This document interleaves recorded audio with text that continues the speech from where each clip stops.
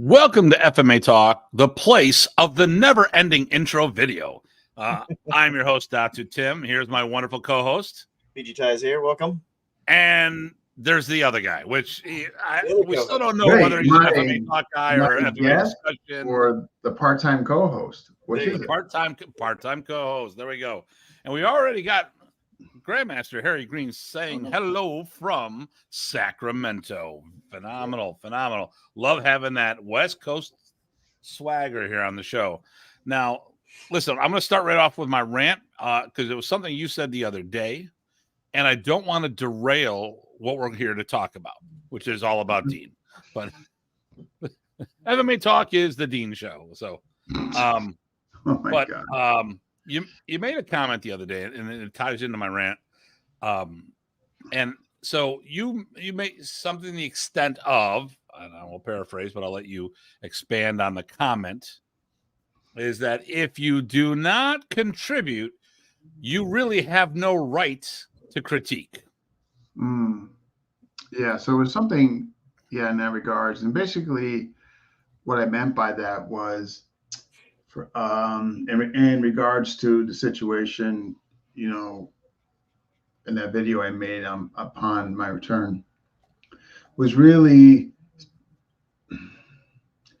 to some of the folks that were criticizing or upset with some of the things, but weren't really doing it in the fashion of dressing me, but more like talking in their groups. And so I mentioned that as if you're doing that, you're not really contributing or helping the overall community as opposed to your own little niche.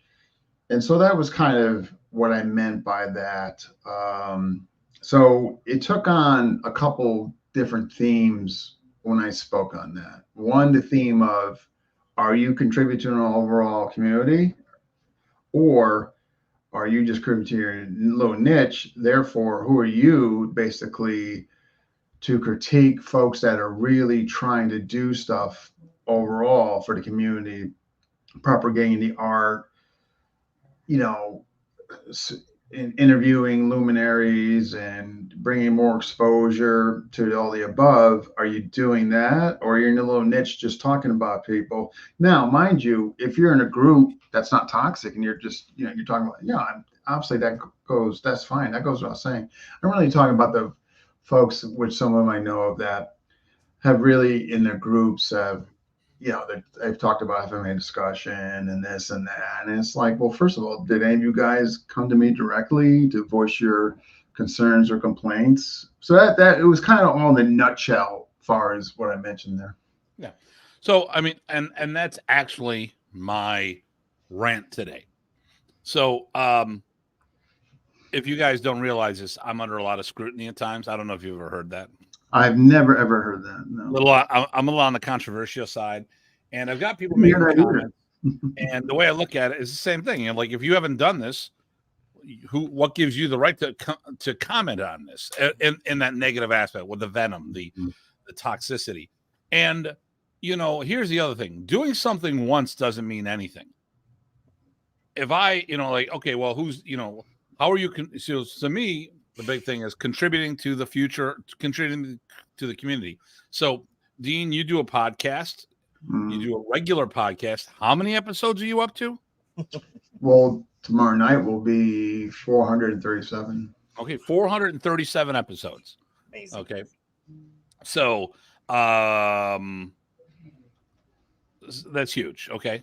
So, now, if we, so if someone says, "Oh, I do podcasts," and they've done like 3 or 5, it's a far cry from doing all that stuff. We talked about people. I made a comment. Someone asked about who's teaching seminars in modern East. Who's the oldest guy? And I said, well, Bruce Jutnick was, but when he teaches, it's kind of a hybrid between Serrata and modern. And I made the comment. I go, really, if you're looking at it, who's really doing modern East proper seminars? And I don't want to say proper, as incorrect, but I mean, like, modern East is your core theme versus like a hybrid program, which there's nothing wrong with that because it's still all part of modern East, but there's definitely a difference between a modern East core versus a modern and hybrid of Serrata Eskrima, because there's a lot of things in Serrata that Remy just didn't do. But that being said, I made the comment, and then someone else chimed in. Well, I do seminars. I go, yeah, you do one a year. What? I mean, I let it go. I let it slide and whatever. I go, if you're doing seminars, you need to be doing a sizable. It's all about scale. If you're writing books and you're being picked up by publishing companies, that's great. But PG Time, you had to comment the one time, is like, self-producing books is the same thing as being a blogger. And what? Okay, so we can, all three of us can go into the same scrutiny. What are you guys doing? You're just self-producing your own videos. You're right, we are, but it's reaching people. When I do my seminars, when I have my Modern East University, when we produce Black Belt, I mean, right now, you know how I'm passionate about this. Well, I promoted a bunch of people. Yeah, I know you promoted a bunch of people, but you didn't do a damn thing about producing a bunch of people. Because, at the end of the day, here we go. At the risk of sounding sacrilegious, Remy didn't produce as many black belts as his students did. He produced, some cases,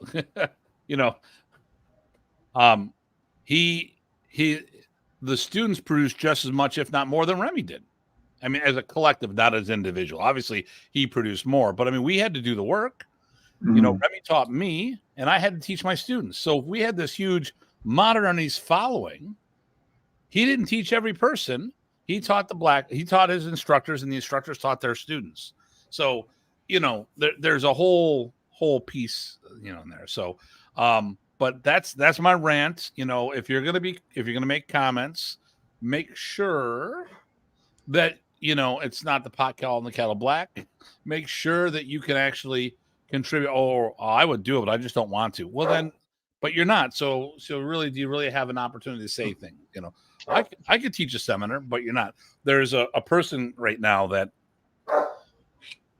there's a group of us that sit down and chat once in a while on the internet, and one person is, and part of it becomes a little bitch session. I'll be the first to admit it was more of a venting thing amongst friends.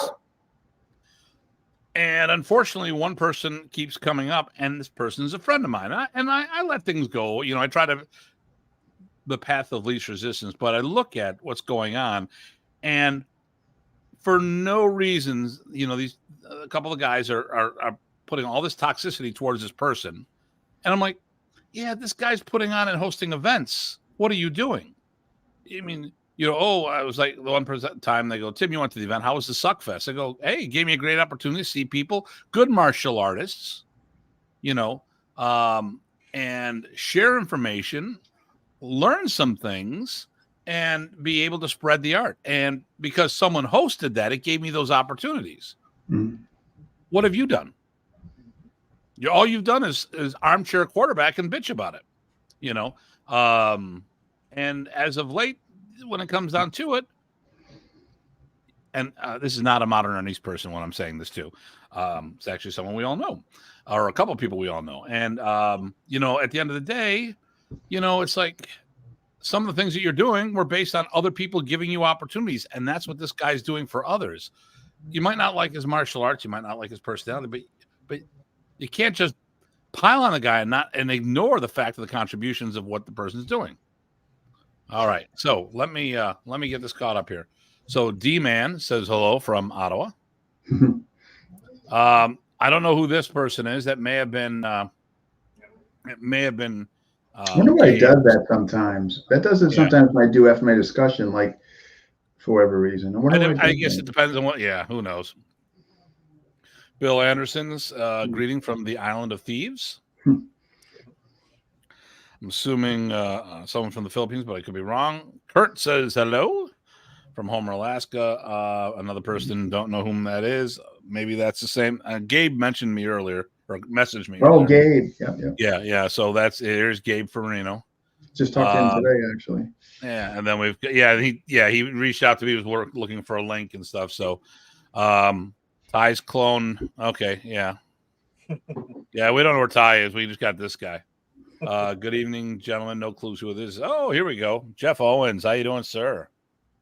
Hey, Jeff. And then And then I am going to make a balloon sword for Dean. Nice. So for his sword rack, there's only been one. Yes, and what it is I have this. So unfortunately, and I just one of those things on the list I haven't got to yet. The more I put on there, the weight. So it's not that I don't have enough swords to put on there. It was starting to fall off. So And then and then Rich Jacobson comes up. So yeah. Ty, do you got anything before we start up?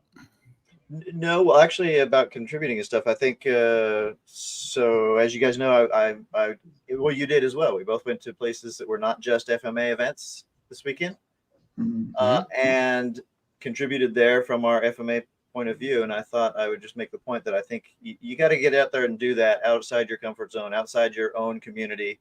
There's no other way to get the word out there and to spread the love, if you will. Listen, teaching the art to our people is important. Teaching to whatever your community is, the Modernist community, the Serrata community, fill in the blank. I mean, you need to mentor your martial family and help bring them to the next level. But we also have to be represented publicly out there. If do you want the art to survive or thrive? There's the question. And we talk about this a lot, and I don't think, and I make comments, and Dean, you and I have talked about arts going extinct, and maybe the comment should have been survival and thriving are two different things. Being on a respirator, you're still alive physically. I mean, but if you're in a coma and there's no brain activity, what good is that doing? So I think we have to look at a bigger picture. And, the nice thing here is all three of us have taught at we taught at non-FMA events. And we're ambassadors for the Filipino martial art community, getting more exposure. And some of these guys found modern art schools or found other schools in people unrelated, other Filipino systems that had nothing to do with the event, had nothing to do with any of us. But it sparked people to look at things and go, I really like this. I wonder if there's someone close by that teaches this family of martial arts. A lot of people don't understand about Remy. He inspired a lot of people. Pikiti got a lot of people. Dulce Paras got a lot of people. Combatan got a lot of people. Serrata got a lot of people because Remy would come into a town, get everyone excited, and then the only school in the town was X, Y, or Z, and it wasn't modern. He helped a lot of people get students.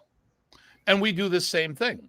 Because you sit there, we do a seminar, people get excited. Man, Dean, I'd like to train with you. Oh, shit, you're 7 hours away. I can't do that. I wonder if there's anybody local. Yeah. I constantly get people, is there anyone in this area? Is there anyone in that area? Well, let me find out. Yeah, I know somebody, So, we all help everyone one way or another. So let's get caught up here. So I think we had this one, Richard Jacobson, Mike Sosa. We had Jeff Owens all as well. Good evening, Tim Dobson from Canada. There we go, selling after classes. Sachi, how you doing, sir? And then we've got another person out here. Yeah, Nick Merchant. He's my Piper student, and he just went to the gathering out in Los Angeles. He's trying to become a dog brother. I think he might be working to dog candidate. Don't quote me on that, but at any rate. So during one of his fights, he wanted to go in a direction, and unfortunately his ankle didn't cooperate and broke it in the hospital, and just is coming back today from California. So okay. Oh, look, PG Ty, aka Shaggy from Scooby Doo. Okay. All right. And listen, neither one of us are Daphne or Velma, just for the record, in case someone was trying to say it was a nasty judo throw, I was told. Listen, and this came up personally after last week's. We did sparring last week, right? Or when we did the sparring episode with Craig, right? Okay, here we go. What's this one here? Hi, Tim, Ty, and Dean. Always happy of good folks' exposure to their programs, just like Tim helped me at the very start. Folks get fair shot. What's who? Without that? seeing the name, I'm gonna Can't see guess who that is. Jack. I'm gonna guess Jack. Okay, could be. So, Yes, I was right. okay, there you go. It was Jack. All right, cool. So, on the last episode, we talked about, I think it was the last episode, we talked about sparring, and that's what today's episode's about. So I'll get right to it. So on the last episode, we were talking about sparring and that PG Craig was a dog brother. My comment that I made, which I don't think people heard me properly, was that PG Craig was the only modern ace black belt that we knew of that was a full dog brother. Badger Jones was a student of Peter Kautz, but never received the black belt. Mm-hmm. And I'm not he just never took it to that level, So there have been a couple other people with a modern ace backgrounds who've done dog brother fighting, but to my knowledge, no black belts in modern ace became dog brothers prior to this time, and PG Craig is the first and the only, to my knowledge. Now, as always, if we don't have all the information, if that statement isn't correct, please send us the information so we can get on point with that, because there's a lot of holes in our history, because our history is more folklore based, which is telling people versus writing things down, and we want to get things right. And so, personally, I'd actually love to be wrong that there's actually others we didn't know about. That'd be a great thing to hear. If there was like 10 or 15 modern ace black belts that were dog brothers, it'd be like, damn. And and once again, the cool thing was Craig's been doing it for years, and initially they actually thought he was a dog brother. They thought he was full dog. And I was talking to Renee. I'm like, if you want to make these guys dog, don't let it get in the way of me. Just make sure that they're not DBMA, which is the martial system, versus the brotherhood and sisterhood that their family, their ohana that they have for their fighting clan. So, all right, that's all I got before we start. Are we good? Are all three of us ready to go? Sure. Okay, so here we go. At the moment, 27 people live watching us for this most interesting, unplugged episode of FMA Talk. The truth.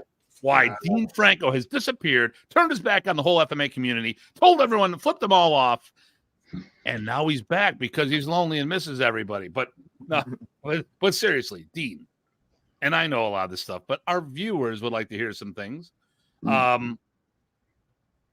So I don't know where to begin. Ty, where do you think we should begin on this one? Well, first, I want to ask, was it witness protection? Could have been. Well, yeah, but we can see his face now, See, the fact I have a vowel at the end of my name, I needed to change it to a consonant. Right. Yes.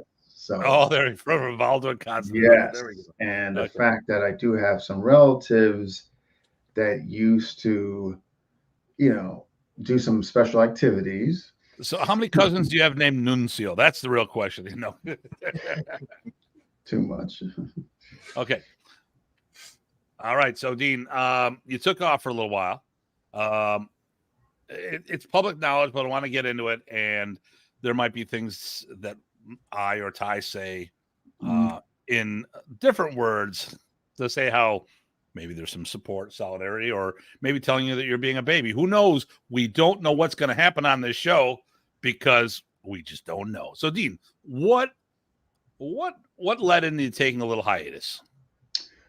Well, I mean, what folks think, and it's understandable why they would receive this, due to that there was a very recent event. I shouldn't say recent. God, it's been over a month now. On the podcast before I left, Mark Wiley's, and I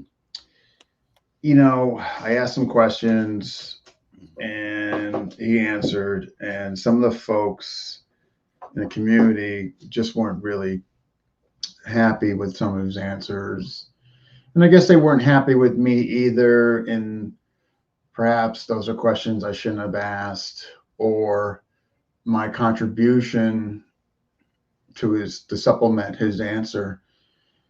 And so, but while that was kind of quote unquote what broke the camel's back, what people don't understand, for the last 30 or six so months, the first 6 months of the show was pretty boring. I'm just growing an audience. I wasn't really getting in the middle of, politics or what have you. People didn't even know who the hell I was at that point. So I quote the last 36 months where I was dealing with a lot. I just never made a point to tell anybody because I never wanted to bring the drama into FMA discussion. That is one of the reasons when I created a group, I wanted a group that didn't deal with drama, that didn't deal with people being disrespectful to one another, where people can come in there regardless, share their content, express their opinion without being attacked or ridiculed.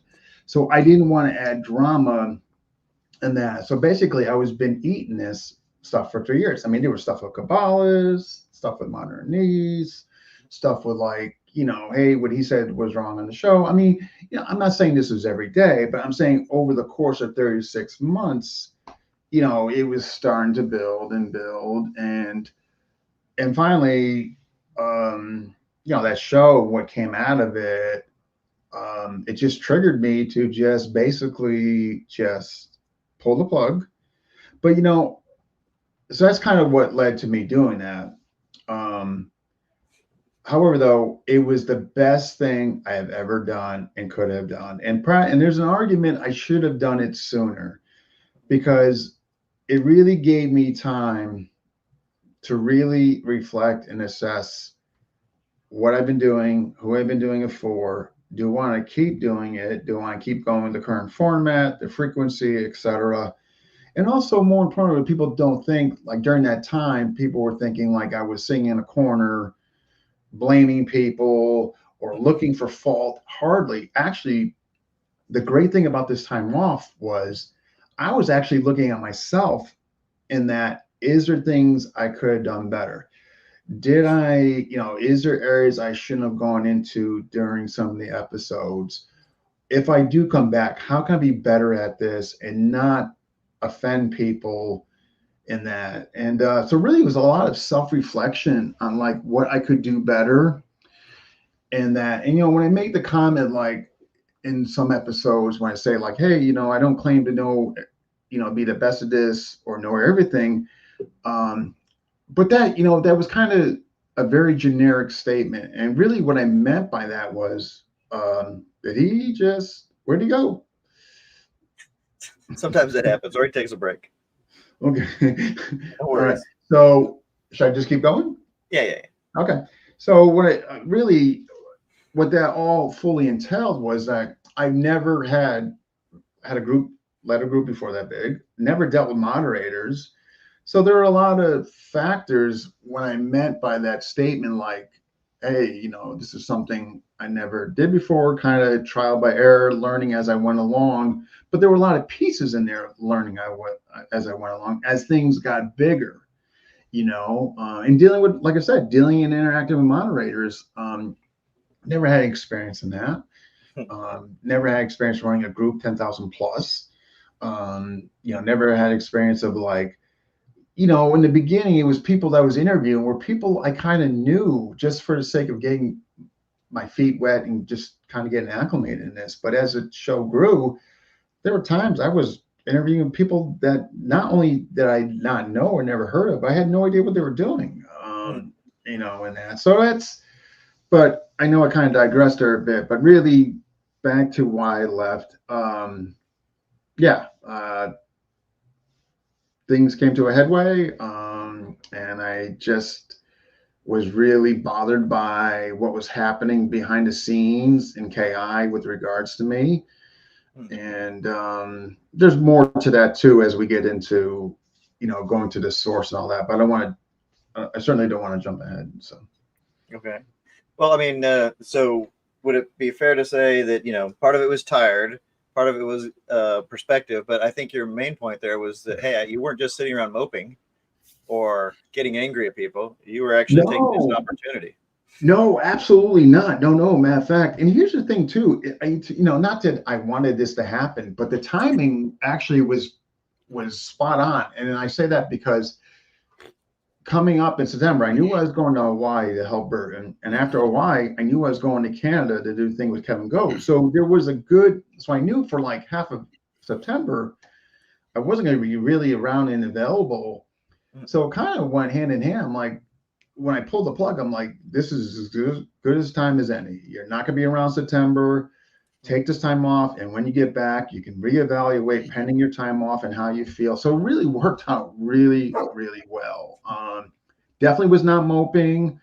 But again, a lot of introspection on myself and really, looking at myself like, am I to blame for some of this? Am I the cause of it?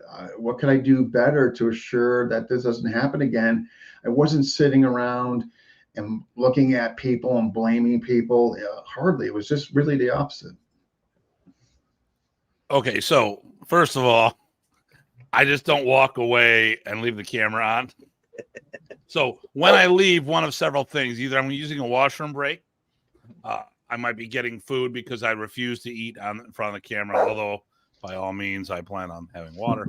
Well, here we go. I thought Dean was a complete hostess, cupcakes, ding dongs, and Twinkie eat-a-thon. Okay, all right, whatever. I do like a good cupcake, though. Yeah, there you go. I like ho-hos, but okay. So first of all, people got offended because you asked a question. That's what you're telling me. The question, and in fairness, because I want to be really fair here, because Mark Wiley, I feel, doesn't deserve. Well, first of all, Mark Wiley shouldn't be blamed for anything. I mean, God, he gave him an answer in his opinion, for God's sakes. I mean, so that's even the wrong these way are the of things I putting want to get around. So first of all, let's make it easier here for our viewers, because I didn't watch the show. Okay. Well, now if you were to watch a show, it wouldn't even make What's the sense question? now, because that part that was contentious, for the sake of working things out with the other half over there, I agree just to remove it, just for sake of. So you deleted that portion. Correct. And there was. So I can't even. Okay. So this is, what kind of show this is. What was the question? So, I mean, because I can't comment one way or another. Yeah. So basically the question, well, I mean, and again, I want to preface this that, while I was on that break, these are questions that I got, here's why I have to hold myself accountable, knowing that I'm, before you say that, let me ask you this, because you're putting a lot of onus on yourself, and I want to ask you this question, and that'll let me know whether you really should. Did you ask this question with malice? Oh, no, of course not. No. So no. You weren't trying to cause trouble. You just asked the question. No, absolutely not with intent. No. Okay. Yeah. So I really don't. I'm saying this now because of the aftermath and what happened as a result of this. So even though I didn't have malintentions, however, though, based on the questions, I can kind of, again, trying to look at the whole picture and trying to be empathetic to the other side and why they feel that way. And not saying I totally agree with them, but I'm trying to really look at the whole picture. And with that time off, one of the things I looked at was, as a whole, not just specific to that episode, but as a whole, maybe try to just be a little more careful in some of the questions I asked that could trigger something. And I think when I look back at that episode, there's a couple questions there maybe I should have just stayed away from. But again, I don't want, my worst fear is that it's all blame on Mark Wiley, because that bothers me. I mean, what Mark Wiley has done for the community, I mean, people should not be, saying anything. I mean, I'm being nice when I say that. Well, listen, and at the same token, okay, so as someone who's done a lot for the community, I don't get a pass because of what I've done in the past. It doesn't matter. I mean, at the end of the day, making a mistake is one thing. Doing something intentionally is another.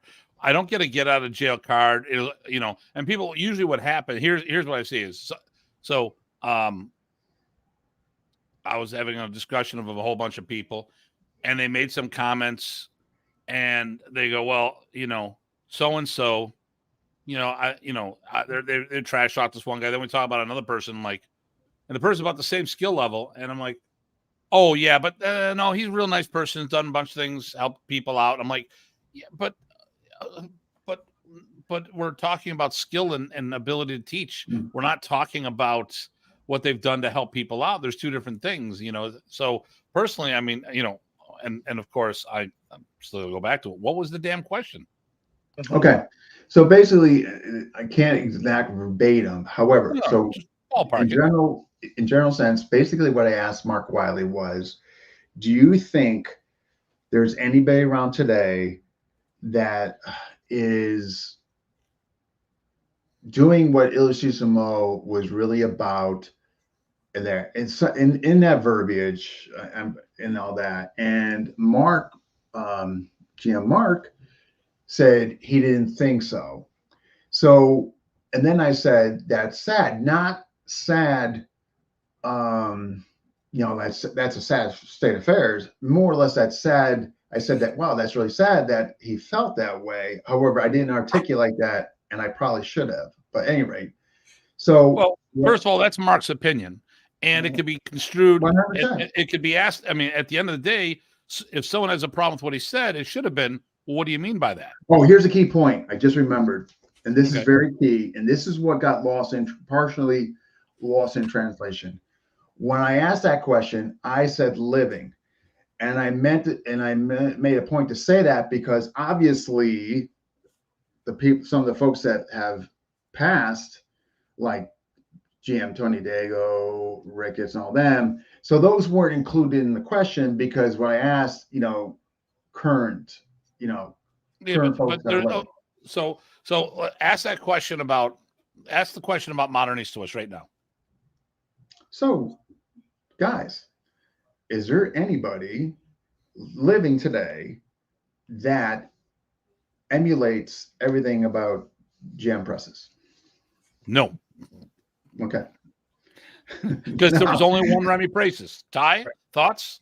No, I was about to say, yeah, absolutely not. So yeah, why would you say that? So why would you say that, Ty? There was only one Remy, and he was. If you knew him, how you gonna be that guy? Okay, but and what made him what he he's has been through? What he's been through, the training he had, and what he had done. His life experience. Exactly. No one else had his life experiences, just like no one else had Dean's life experiences, Ty's life experiences. We are all unique little snowflakes out there. There you go. Now, But anyway, if you want to sit there and say who's the closest, if you were to ask, say, like, who do you feel is the closest that? Yeah, I mean, in other words, Remy's? I could have worded like that, and that probably would have gone over better. Fair enough. But so when Mark answered, I think my counter question or counter comment, I'm trying to remember, was I brought up a few folks with very specific categories. And one of them was in the concepts of una vagata and praxion. I mentioned David Gould. But again, not looks like or moves like him. I was really dialing in onto some of the concepts. And that I made that pretty clear. That course raised some eyebrows. What concepts would you also allow for evolution? Yeah, of course. Okay. But here's the thing. At the end of the day, regardless if I shouldn't have asked him, or I should have worded it a different way, perhaps, or I'm not going to speak from GM Mark. However, though, at the end of the day, though, the issue is, or one of the issues is that it really was an opinion-based question. So folks were upset because of the answer, or because maybe they weren't included. And I made it again. The key thing here was I was very specific, and people who are living today, not the past, because so I don't know if some folks maybe didn't hear that, or they just attached themselves to the question, but any rate, I mean, the nice thing is that things are better now. Some other things did get involved in it that should have not gotten involved with that. That kind of got, oh, let's attach this now. You know what I mean? And but the overall big thing that came out of that, which I don't want to jump ahead, is the whole point of going to the source and all that, and that's what was really frustrating to me, how it was handled by some. So let me make a comment about our show that was made to me. But before I do that, let's this is a very important one here. Very, very important. Ty, when the hell did it become Casual Monday? Whenever I feel like Renee, I'm paraphrasing. I speak Canadian, and that's really what he meant to say. I actually just totally forgot. You're very upset by your attire. I didn't want to offend anybody. Didn't want to offend anybody. And Miguel Ruby says hello from Rancho Cordova, right in Sacramento. And then Sachi, sir, how we doing? If you remember correctly, it wasn't about you can emulate because no one can, but more about who has. It was a dual question, Sachi. That was part of it. The second part was, it wasn't really worded like that. Let me just reread this so I'm not making an erroneous conclusion here. If I remember, it wasn't about you can emulate because no one. Maybe that got in there. I don't recall that, to be honest, though. I think I asked him pretty much like, is there any around today? I think. Personally, I would have never deleted a section. But but you did, and because you did, now you can't go back and figure out. Yeah, but here's the thing, though. I know, and believe me, when the time of the month off, I wrestled with that. Should I have done that? And the thing is, when this stuff started kind of boiling over, being an empathetic person, I kind of felt bad. And as opposed to just, in other words, to me, the bigger issue, in other words, to me, there's bigger issues here, in my opinion, than the questions that were asked and then me taking that section out. And the bigger issues are how to handle stuff, and so to me, there were bigger issues that came out of it. Yes, there's an argument, should I have left it? Should I have removed it? That is a legitimate argument. I did talk to Mark Wiley before I did it. I don't know. Stuff was boiling over. In all fairness, I wasn't in the right exact rational mind either. So coulda, woulda, shoulda. There's an argument either way. At the end of the day, my mindset. I mean, okay, so I'll talk about something I had to do. It was just getting rid of a last name. Well, so first of all, you either delete all of it or none of it. If it was that controversial, that almost happened as well. You take it down. Yeah. Personally, though, I think people are just got their panties twisted. And now here's one, and I'll say it by name. And if he gets upset, I'm sorry. Not the intent, just making a point. Phil Elmore put a video out, and he deleted it shortly after he put it out. He goes, everything comes down to this and this. That was his all of the things come down to two angles of attack. And I do a video, and I talked about how it was a great opportunity to talk more about things. And then he goes his tirade on me personally. He says this, that, and the other thing, and then flags it on YouTube. So I put I edited out his last name, the audio file, because I wasn't going to take the video down, but obviously he got YouTube involved. Personally, I was like, wait a minute, you opened up this conversation about everything in FMA is either forehand, or all the angles were like forehand and backhand or whatever it was. I do a post on it, a video on it, and I thought it would have been a really good thing. So, but and then he got twisted. And like I said, I wasn't going to take the whole thing down, but he got YouTube involved. But personally, my thought is you ask questions. If people don't like it, tough. And if it gets to the point where it's more of a headache for you than anything else, then say, all right, I'll tell you what, I'll delete it. And if you guys don't want any coverage, okay, so besides that, okay, so, and here's the other thing, and someone already said this, and I was going to chime in on this. It's someone's opinion. You damn moron. So all you ass clowns that are bitching about this, and I know who a few of you are, and you're going to threaten me and all this other stuff. But at the end of the day, after all the things about showing up on my doorstep, no one has yet. And you can find me. I'm pretty easy. Now, it could be the fact that I have a 175-pound Rottweiler followed by a 90-pound pit. And the pit's actually more intense. But that's another story. But at the end of the day, it's your own. This is about an opinion. Now, let me ask you about the rest of the episode. Yes. How was the quality of the rest of the episode? Okay, so excellent. Matter of fact, well, here, let me here, just bear with me here. And I'm going to, while you look that up, let me go. So Renee says, F that, ask the question however you want. Sounds like they were just looking for a reason to stir the pot. Mm-hmm. And Sam says, I always enjoy new episodes of FMA Discussion. What the hell's wrong with FMA Talk? Okay. It's on now, Dean. So here we go. Okay, free speech is a beautiful thing. I just want to get caught up on these. And then we got, hello, gentlemen. This is Dan Medina listening from his car on the way home. And then Renee, absolutely. Okay, go ahead, Mr. Franco. Okay, so it was episode 435. 34 likes, 1,000 views. So it went really well. Well, that's stats. I mean, because that doesn't mean that could be they're looking for the train wreck. But how was the rest of the conversation? It's GM Mark Wiley, Tim. He's going to get views. No, but I mean, do you think there was good topics? Absolutely. Matter of fact, that's what's kind of sad, because if you watch the whole show and how he was talking on Kambalas and his books and all that, it was really, really good. Okay, so there was good. So that was the whole thing. Oh, no. Matter of fact, that was the smallest. That was, matter of fact, what I removed. You know how much minutes I removed?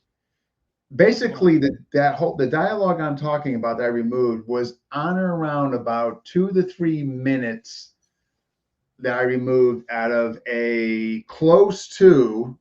I just had it here. This was definitely one of the longer episodes. The actual episode was. I'm just waiting for this. Okay, here we go. Was 2 hours and 55 minutes. So probably my longest episode. So a fraction. 3-hour show, and they complained about 3 minutes. Well, not everybody. Those who were. No. Yeah. So I mean, listen. It's like a movie. Man, that was great, but that one scene. Oh my God! I mean, who cares? Who cares? Ty, what are your thoughts here? Actually, I was just about to jump in. So, Dean, we were talked about needing a break, about being tired, about maybe you should have done it earlier. I think this probably kind of points to that, because I think this is that better than anybody probably. When you're out there, people are going to find a way to be upset no matter what you do. The best of intentions, and it doesn't even matter. They're going to find out. People are professional at that. Yeah, but we all know, and people forget this all the time, particularly those people who don't do as much stuff as you. They'll put one or two things out there, and then they'll get all upset because somebody says something back to them. It's like, but what they forget is, hey, you're in the world, out in the open going, hey, I got a thought. Of course people are going to respond. And you know this, but when you get worn down after hundreds and hundreds of episodes. And that's what it really was. Like, in other words, like if this happened a year ago, we'd probably be having a different conversation today. You know what I mean? It was definitely the longevity and the grind, and and that I blame myself. I mean, I'm the one that chose to do as many as I did. Nobody else.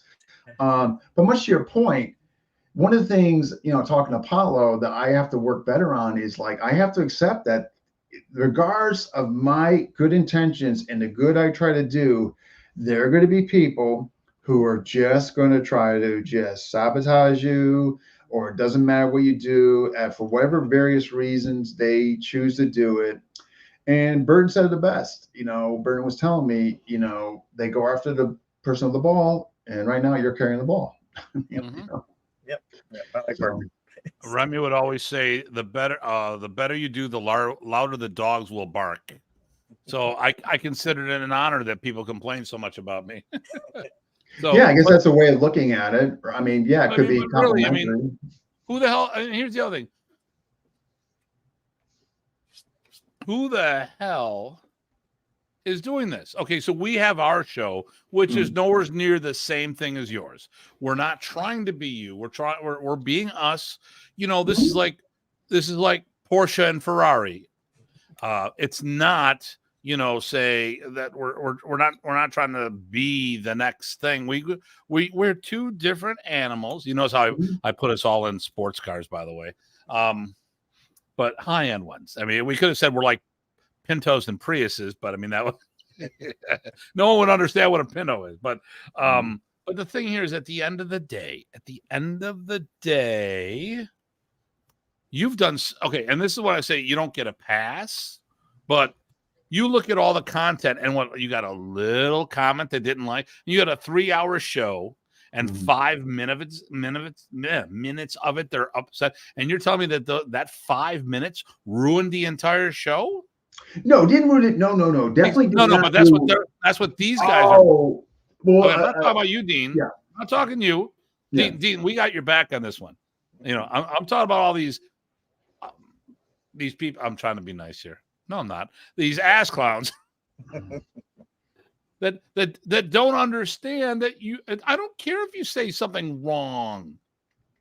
I don't care because you didn't say it with intent. So I was talking to our friend Terrell Richardson.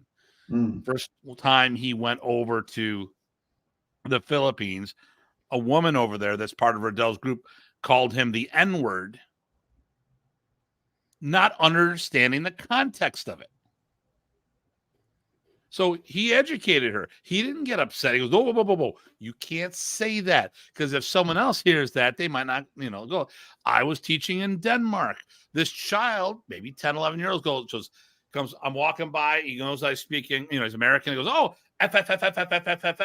And then after he got done, he broke down crying when his mom told him what was going on.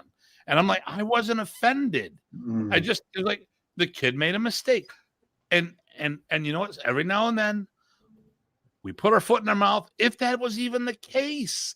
And I don't even think it is. You asked an opinion. If someone sat there and said, hey, Tim, what do you think? I go, listen, if you want to sit there and say who's doing Remy's concepts and physically doing the closest thing is, well, I'm going to, where everyone's going to say themselves.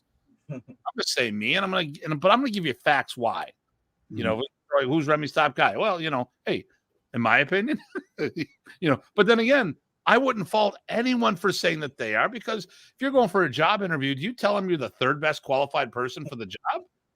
You tell them why you're the best person for the job. So, like this show, and I go, if someone says, well, who do you think is the best guy in modern? He says, well, it's going to be me. That's what I'm going to say. But the thing is, I'm going to back it up with some facts, not the facts, some facts, and then you make your own decisions. Like, well, hey, I've taught in 28 states. I've taught in 18 countries. I've produced more black belts for Remy while he was alive than anyone else did. I black belts at the same levels of the Motts were before they got promoted to Master Tappy Tappy. I blah, blah, blah, blah, blah, blah, blah. I can go down the route. And then you can decide whether that information is relevant.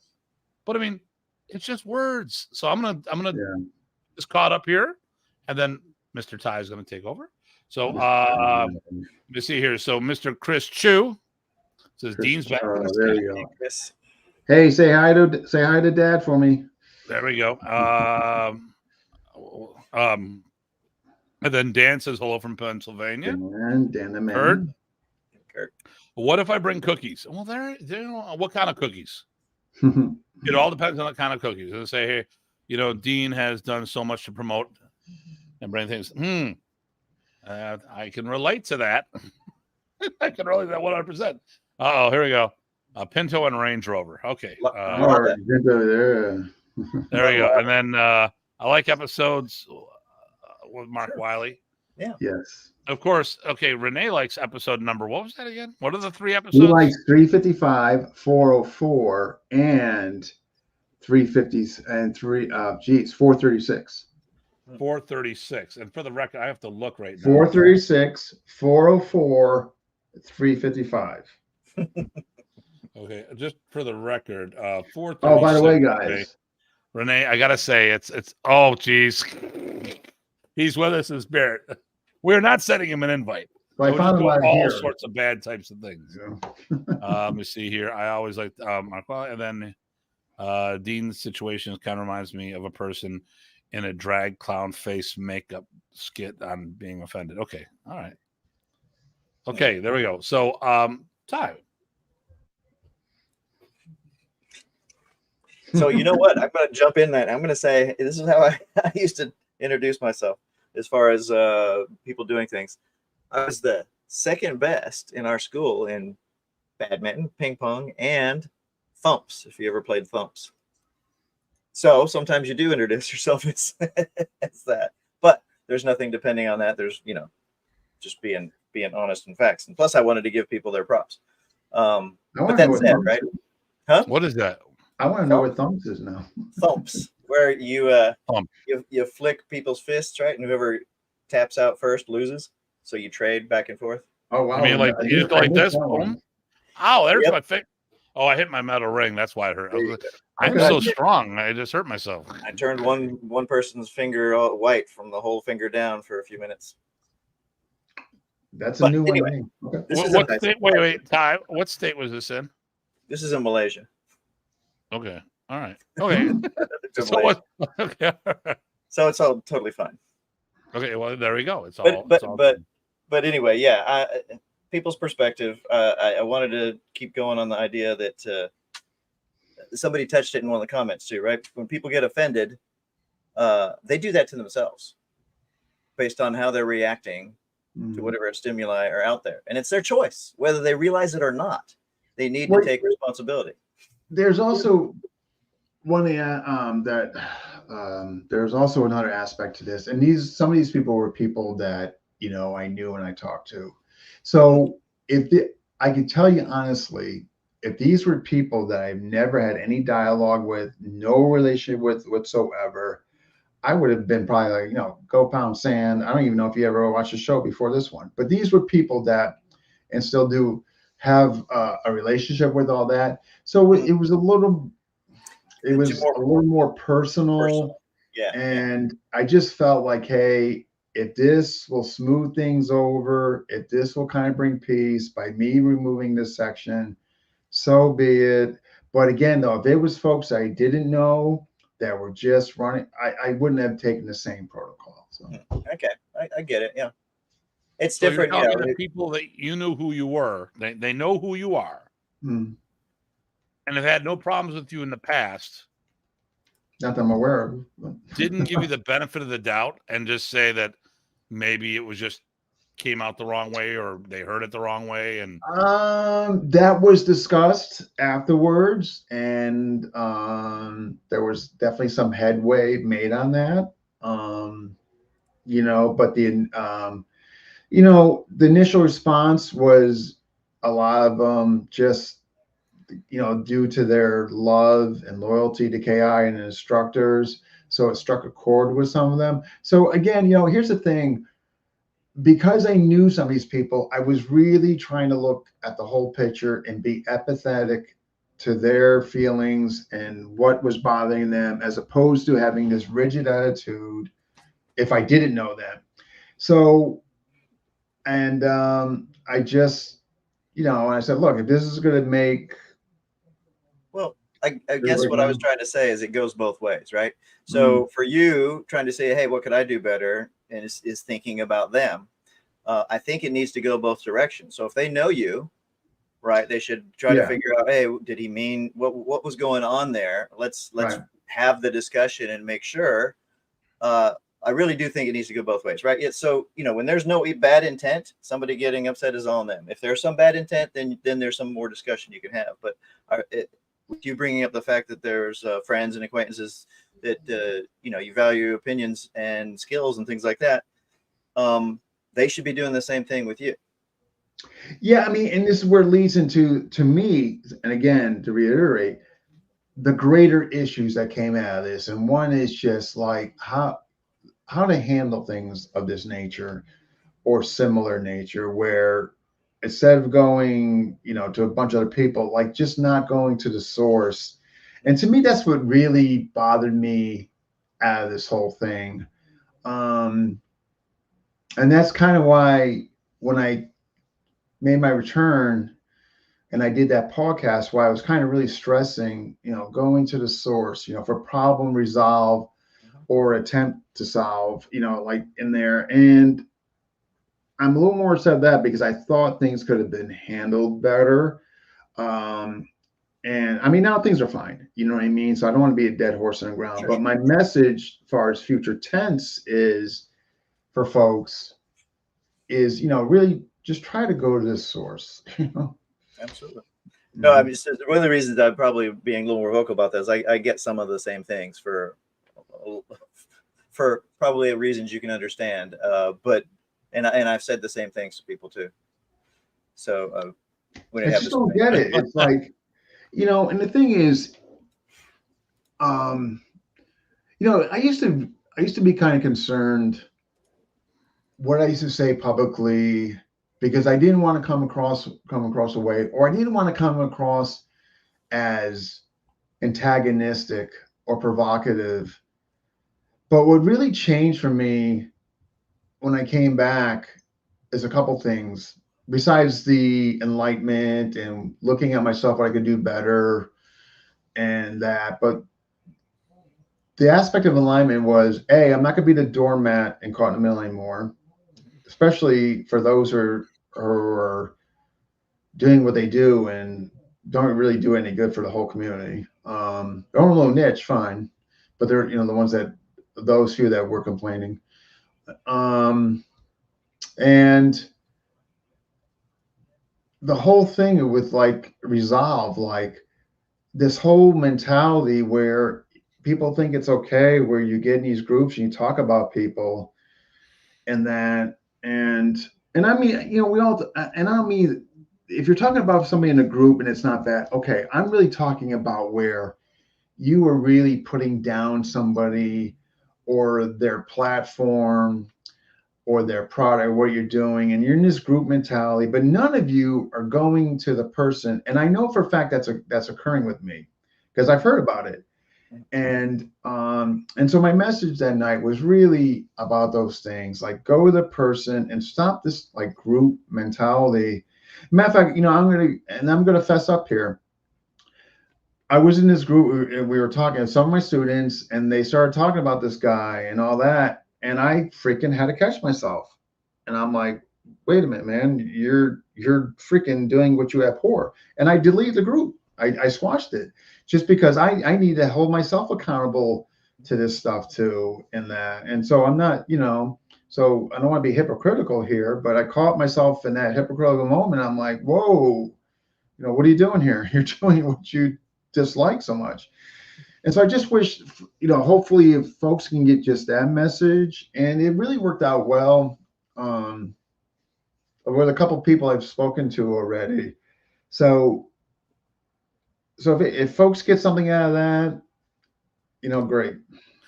It actually sounds like you're talking about me in many ways.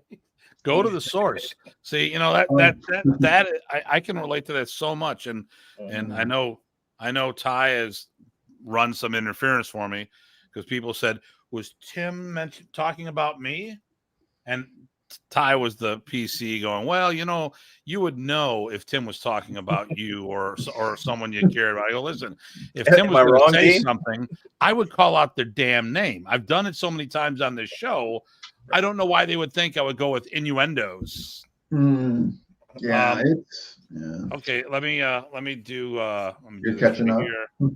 Let me get caught up. We can discuss the further on episode 444. Matt Jones. This is the Ultra States. Okay, it was in the Ultra States. John. Good evening, gentlemen. Oh, Joe. There's a great guy, Joe Lynn. Episode 20. Oh, wait, is that your episode? I don't know. I just know it's the best.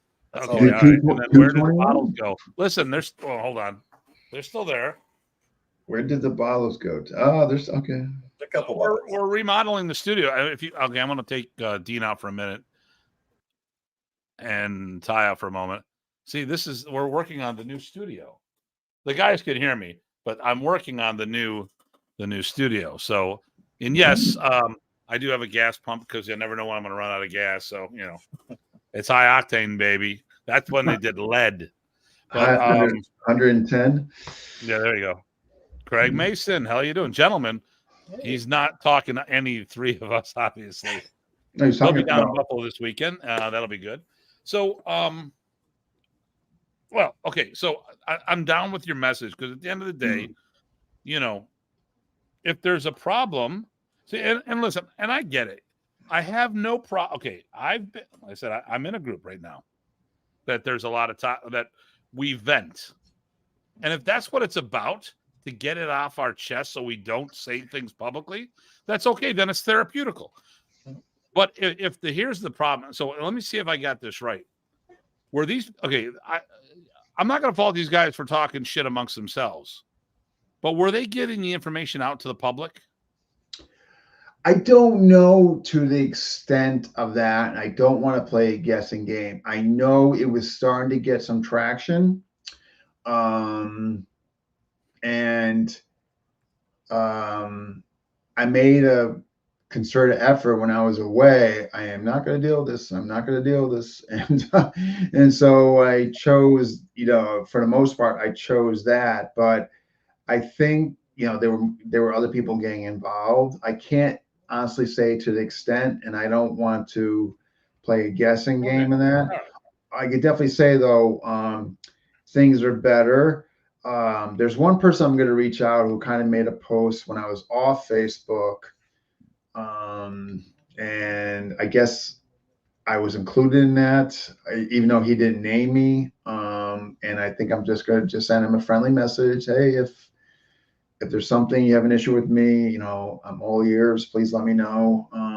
Because I'm just going to keep doing this practice. I don't care. It's like, if I think you have an issue or I'm hearing you have an issue, I'm just going to reach out to you. If you can't do it, I'm just going to do it. Like, well, listen, and don't let that consume you, because Ty has seen, I've carbon copied him in communications when I'm dealing with other people on controversial statements and stuff like that, trying to clear the air.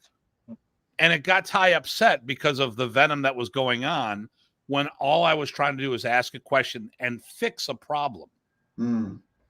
So,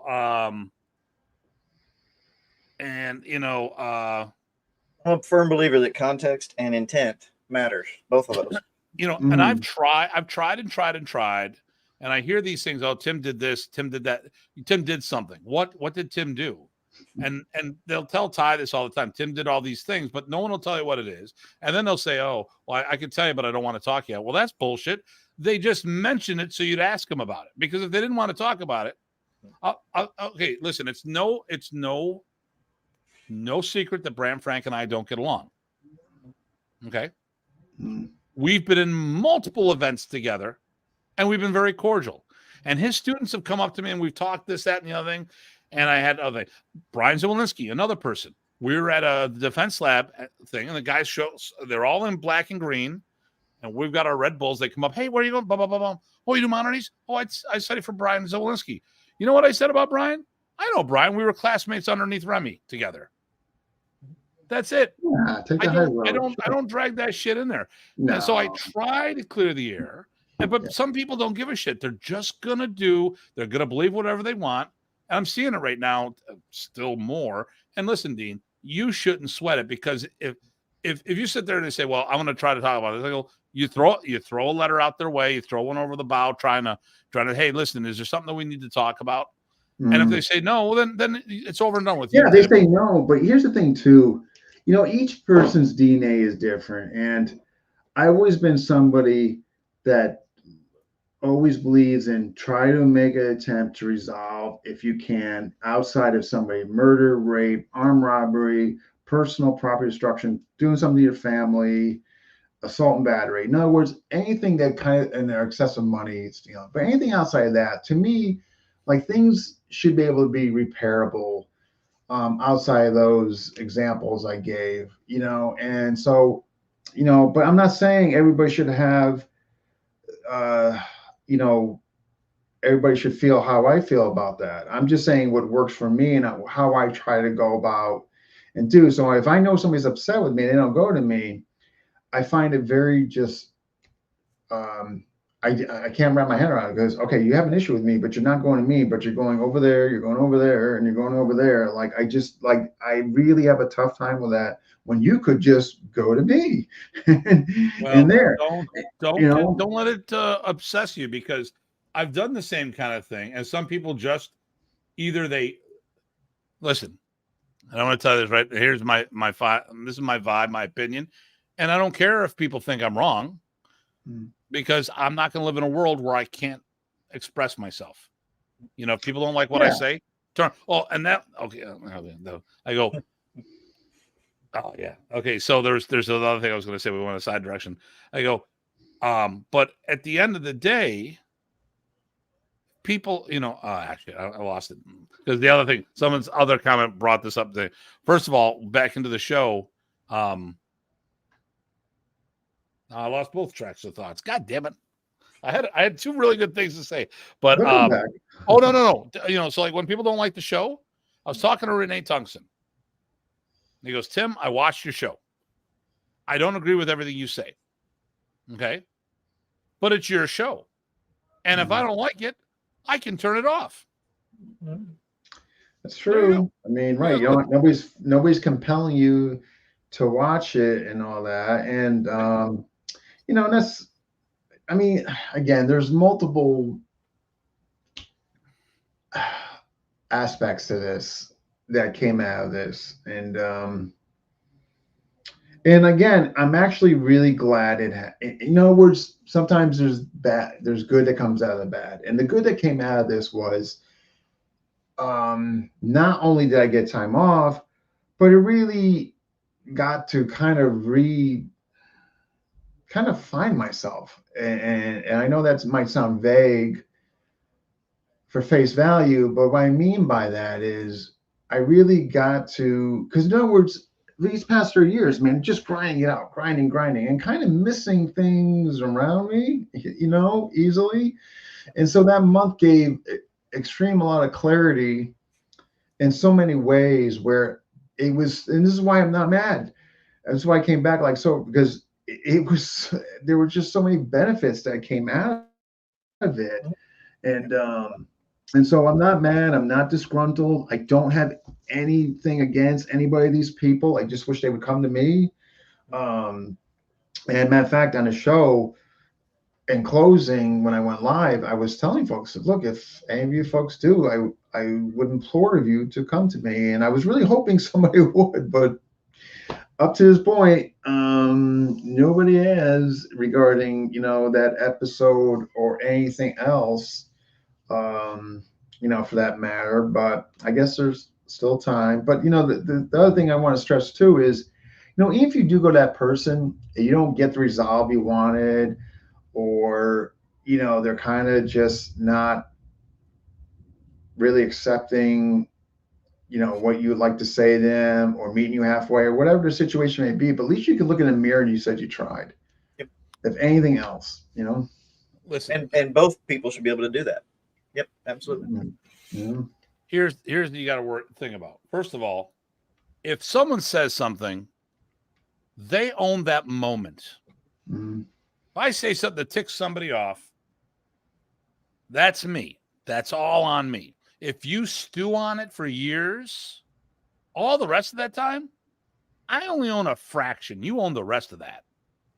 So if people are upset at you, they don't try to clear things up, that's all on them. Secondly, some people just want a reason to hate you. And I'm not saying you, I'm talking people in general. I go, what?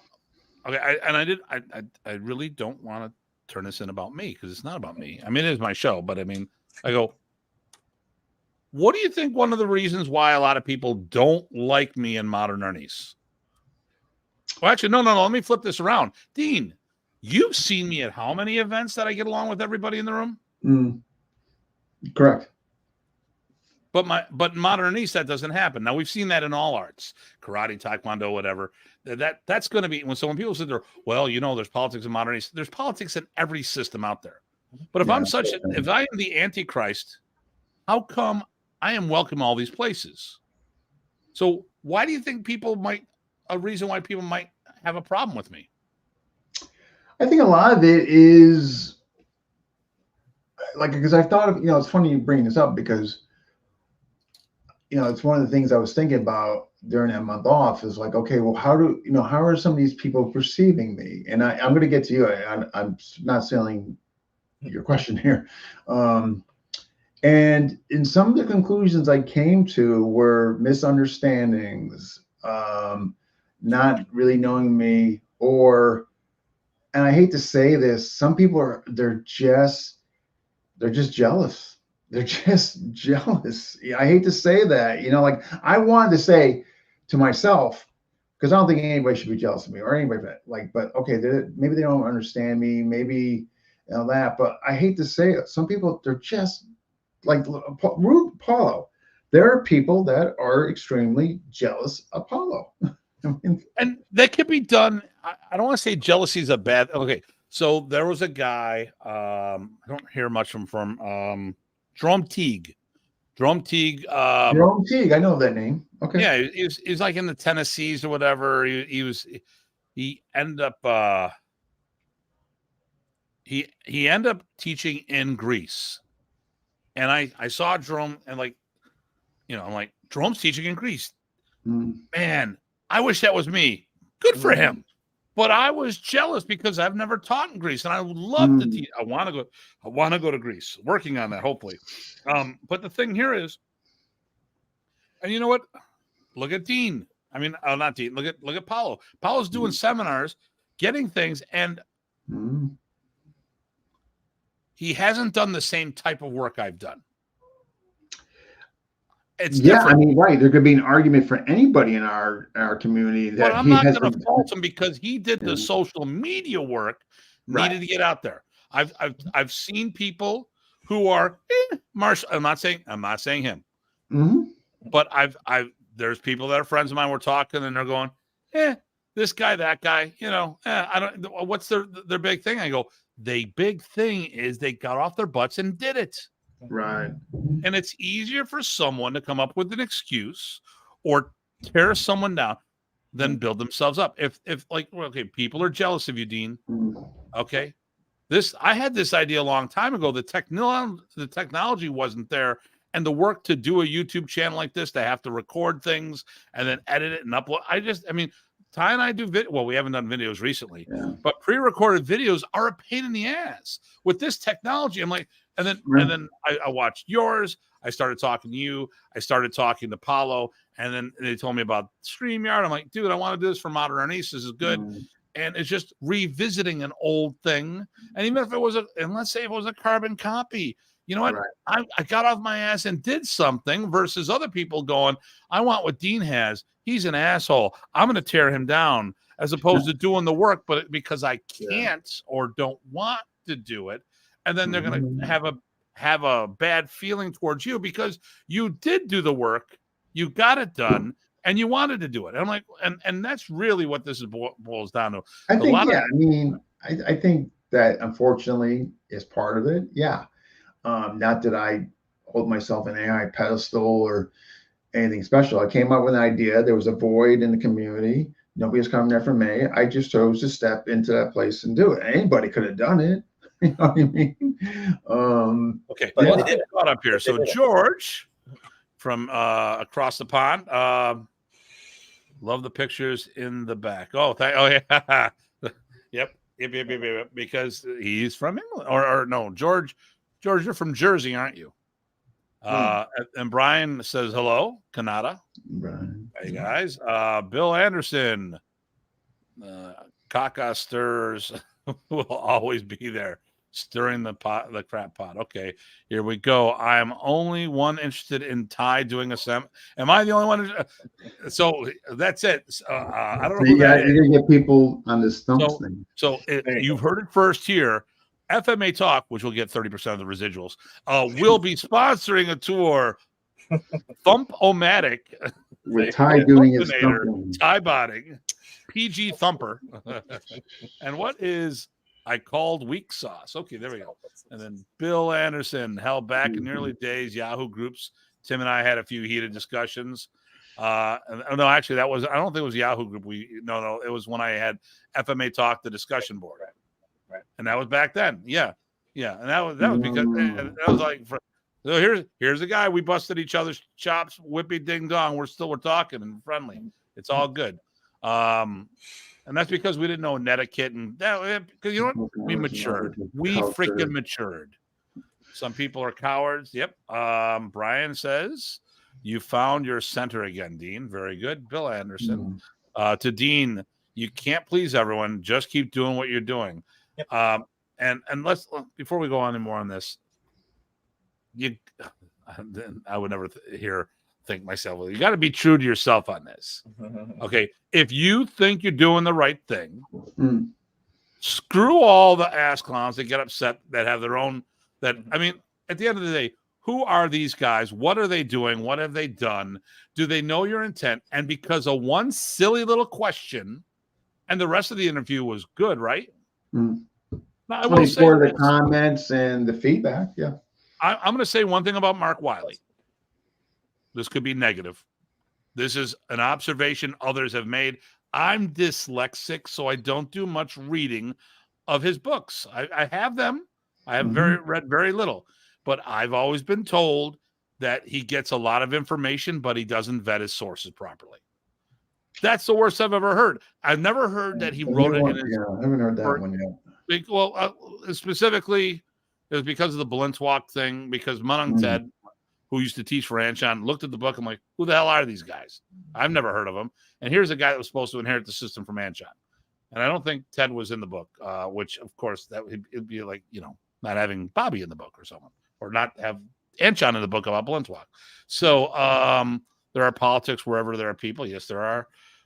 If you can look at yourself in the mirror, there we go. Sleep good at night. You're going to have your own beliefs, morals. Yeah. Who can play? Yep. Grudine, these are high estrogen males.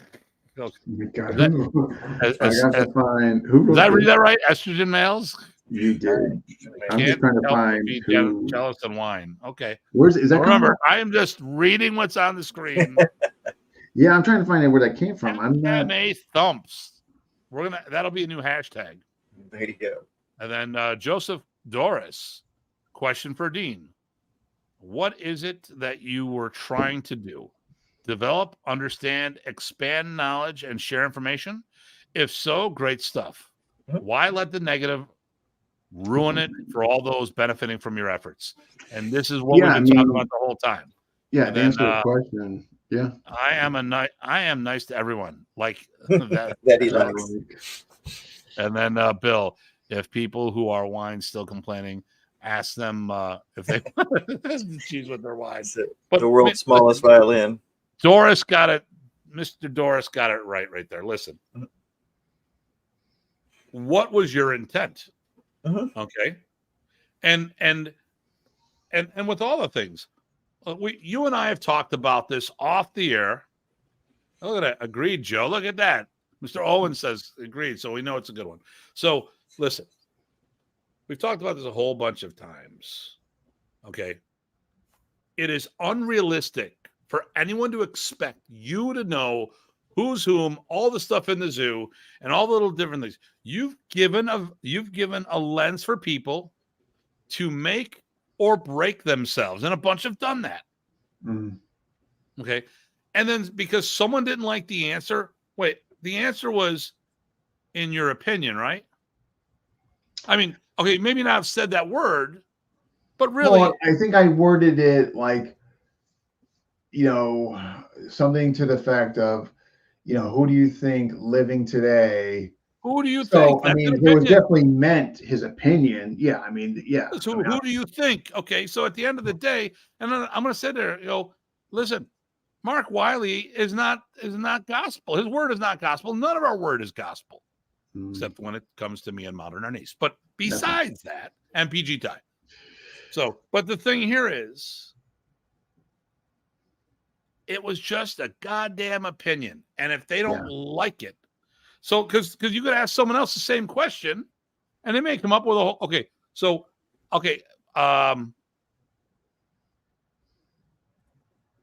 let me see. Okay, so you asked me the question, the same thing. Who do I think? I go, Dean, I don't know because I never seen Tateng. But I will say this: the person that I think living today the most knowledgeable, in my opinion, as limited is the person, or actually the person that I would go to for KI would be Arnold Narzo, because my only connection on a regular basis was Tony Diego's group. Correct. And when and every time we went, and we've been going I've been going since 2007. Ty, you've been going since 2011? Something like that. Okay. Or maybe the next one after that. Yeah. Every time we went, who was Yeah, always that there? makes sense. Arnold Narzo. Yeah. Now, I'm not even, and I'll be sacrilegious here when I say I don't know enough about KI to know who's whom in the zoo. Right. Who is the most accurate? Tony Diego could be the next coming, or he could be completely on the other end of the spectrum. Don't know. I just gave it based on my opinion. The only person I've ever seen do KI or leader was Tony Diego, a first gen underneath Tateng Electrissimo. Correct. He's the only first gen guy I know or knew. So I can only base this on my experience. Yeah, which is absolutely fair. Yeah, and again, looking back, I think it just stirred a lot of emotions for those who were close to some of the deceased, but I think they also missed a point that I said, living today. So I think a lot of it came from, I don't think they were acting in malice. I think a lot of it came from just really being convicted and devoted, not only to the art, but to these great legends who have passed. And I kind of saw that. And plus, knowing them is kind of what led me to say, like, hey, you know what? It's not, I'll remove the parts. But again, I certainly want to exercise that option if these were folks that I never knew or heard that just jumped on the show one night and just started complaining. But it was a personal effect here, Ty? Yep. I get it totally, right? The connection makes it different. And like you said, some people's feelings about things are that's going to be their initial reaction. They're going to feel what they feel, and it didn't mean they didn't feel it. Didn't mean anything other than they felt it. And then the question becomes, what do you do about it? And what it mean? And hey, are you going to do those other steps? They may have responded before they did that, right? There's a lot of things that could have happened.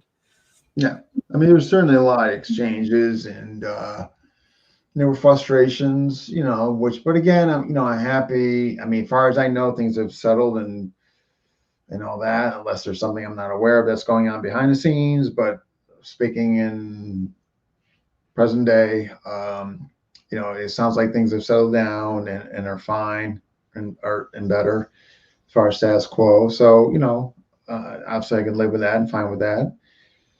And we'll see where it goes from here.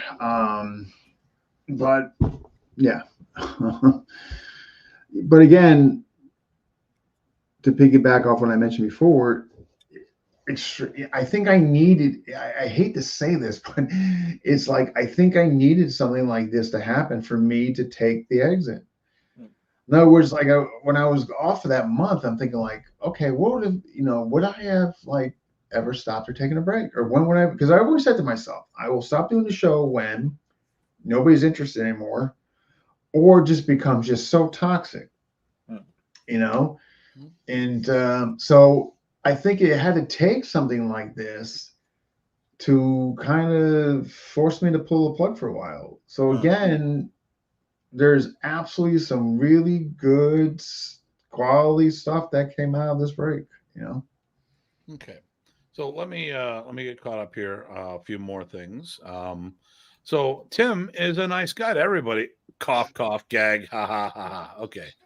All right. And actually, with this, Dean's too nice to talk about this. You know, I mean, he's too nice of a guy. Or I'm just calling it the way it is. You know. Yeah, that's been said too. I have to, and that's the other reason why I did my thing. You know, to basically, hey guys, I am no longer to be the doormat or caught in the middle. Like I had to say, like, and I think the community, based on the feedback I got, they were saying like, hey, you know, I think that was good you said that. I think the community needs to hear that from you. Well, and I think now they'll probably go, you know, for those who have, if there's a perception of you being wishy-washy, you made a stand now. Yeah. And you've never made a stand. I'm not saying there was even a need for you to make a stand. You haven't been in this situation before where it came to this level of frustration. And finally you said, screw this. And you went away. And the thing is, you know what? It's not about KI. Because KI is not the only people who've pissed you off like this, right? No, and that's the thing I want to stress. Like when I mentioned in the beginning, it's like, okay, granted, you know, this was kind of what broke the camel's back. However, though, this was, you know, this has been years of things kind of building and me being caught in the middle, and then the passive aggressiveness coming from others when they see you talk to others or you're having others on the show and you see the difference in the way they're treating you. I mean, you know, I've always told my students, social media will tell you everything. You don't need to be a psychologist. Social media, you'll see the fluctuations of behavior. If you see people not liking your posts anymore, I mean, it's so freaking obvious. You know, it's just so obvious. And, you know, and a lot of that comes from, I hate to say it, folks, right here in Connecticut, sadly. And if they don't think I'm aware of it or know about it, yeah, you know, guess again. But it's just sad. It's like that they can't just separate what I do as a whole and not get bothered or offended and then turn into passive aggressiveness towards me. And that's been happening now for over 36 months. It's just if you give someone a lens, you've got to be equal and give everyone else that same opportunity, provided, you know, like, You've been amazing about that, actually. You've been amazing about that. You've been really fair and open across. But it's not to say, though, I haven't been eating it for 3 years and not been bothered by it. Well, I've been kept here's one drama. My guy, I mean, Ty's been part of the conversation. I'm not saying Ty said this, but we've had a dialogue amongst our group. And at one time I was like, why is Dean having everyone on but Tim for Modern Anise? Specifically the most active guy in the States. And that's just because we just weren't talking. I knew of you, but we never had dialogue. It's not like, oh, I'm never bringing him on. No. I saw your stuff and I asked you about if you had a podcast format because I wanted to listen to it while I was in the car, you know, and then you asked me on the show, and now look how often. I mean, now you're my other co-host. Yeah, so, I mean, but the thing is, you give everyone an opportunity. Ty's accepting this too. You know, yeah, he's getting over. He's just like, okay, that's okay because Ty's going to take over FMA discussion. So with all this type of bitching, Ty, it's all yours and whining. Yeah, FMA going on since I started back in the 70s, even more with the system that Tim and I share lineage in. So then Matt Jones, and then here Bill, KI instructors. Okay, one of the KI instructors I know is in the Philippines, has his own group for over 35 years, and was with Bahazubu, left the Bahazubu group, and now is focusing on the KI system. I know him from the time he and a couple of his affiliate instructors with him in Angels. Boom. He focuses on KI primarily, and then we got Joe Rebello. I didn't see at the gathering, Joe. Obviously, you didn't get that ticket. Hopefully, I did. I sent you a message, Joe. Joe, check your messenger on Facebook. Last April, after the event, I sent you a message. Okay. Dean, have a few drinks before the interview, before you interview someone. No, because then that'll be the Paulo Rubio show. Well, no, wait. You don't smoke marijuana, do you? No. Then you don't have to worry about it being the Paulo Rubio show. All right. To Dean, the naysayers haven't walked in your shoes during your training. Also, are happy that you're doing that. What you do, keep doing it. Oh, and there's something I want to talk about KI in general. Hey, Dean, try not to be hypersensitive. Okay. But let's go back what Matt was saying there, because he brought up a good. And I tell you, and this is again, not to beat that horse on the ground, but that month off, I think there was an aspect of me kind of overthinking things and maybe being a little more sensitive and empathetic than I need to be. But here's the thing, though, you are who you are. And when you try to, I am an empathetic person. And I try to listen to others and try to see if there's something I'm not seeing and try to take into account their feelings and all that. But Matt could have a point.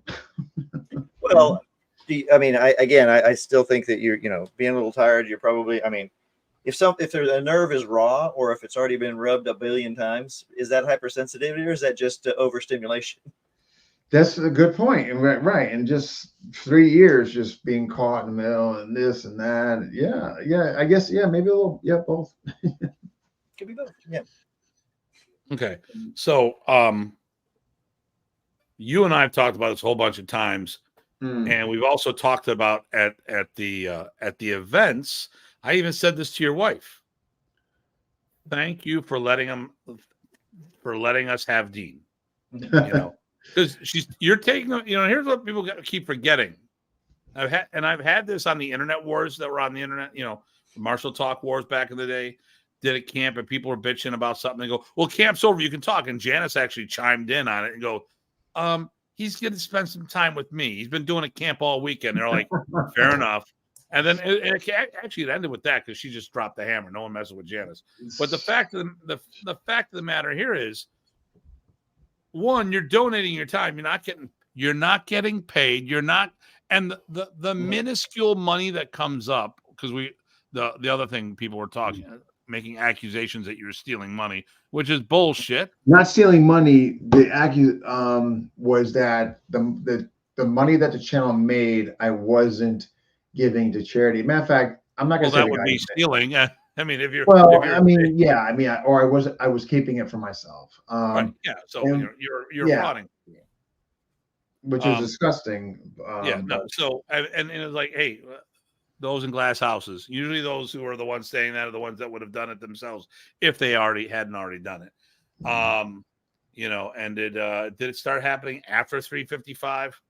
It did. Matter of fact, they were saying that guys were so angry that they would never be able to emulate an interview like that as a guest. That's when things started to fall apart. Yeah. Okay. So, and the other thing is multiple systems have this. So people, you had a bunch of modernist people on the show, and in my opinion, actually, I know a lot of facts were skewed, some were wrong, and some people were being misrepresentative. Okay. I'll say some people were probably just bull-faced liars. I never took that out on you. I never said a word about it. I just had an opportunity to present the facts when you gave it to me. I talk about, I think, and we talked about how your show was good. So we talked about the very first Modern Ernie Scope. You had Chad Bailey on with Brian Zwolinski, and they talked about the first camp. And Brian had some of the facts right, not all of them. So the first camp was done in 1983, the year I graduated high school. It was done, I thought it was Virginia, but it was West Virginia or vice versa. It was only done once where Brian thought it was done multiple times. And shortly after that, the very next year, ended up moving up into the Philadelphia area. Another group that was with Remy and split off took the campsite over and kept doing things. This was not the right information that was shared. We did it on our show. We've corrected that, and we've talked about it on your show on at least one occasion. I don't get twisted when the facts are. They go, no, I did my research. Here it is. But it's a good place to have a dialogue. What do we talk about today? Craig Mason is the only black belt modernist that we know of that is a full-fledged dog brother. If that information is not accurate, we would like to know. But as far as we know, that's the deal. We're going to say it that way. And once we know that there's more, which I don't think there are, especially that haven't come from the World Modernist Alliance, then we would say, all right, there's a small group of people who have become black belts and modernists who have also done this. And Craig Mason is the newest of that group. You know, I mean, but it's not about trying to slight anybody, but you just say what you know. Glad that you are back. Can't please everyone. People just need to know you're helping all of FMA. Look at the bigger picture. Go figure. Yeah, the bigger picture. Yeah. Rich Parsons says hello to all three of us. Rich. Having been there, Host. been a host literally for decades, I can relate to well. You know, you are a wonderful host. So much good FMA community specialty and the martial arts general. You know, like I said, you've given a lot of people opportunities to make or break themselves. You know, boom. Hello, people. Why is Dean trying to fix someone else's problem? Good point. What is KI? Kali Illustrissimo, that's what it is, which was Arnis Illustrissimo at one time, if I'm not mistaken.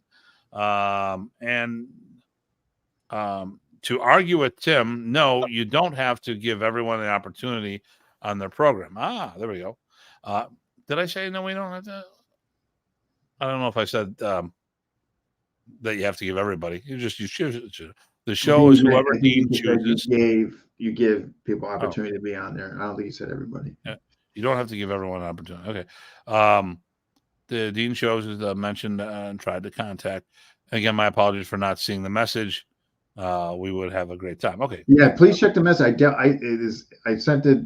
It was when we were up there, April. Yeah. Okay. Speaking of which, Joe, are you going to be in Salem in October?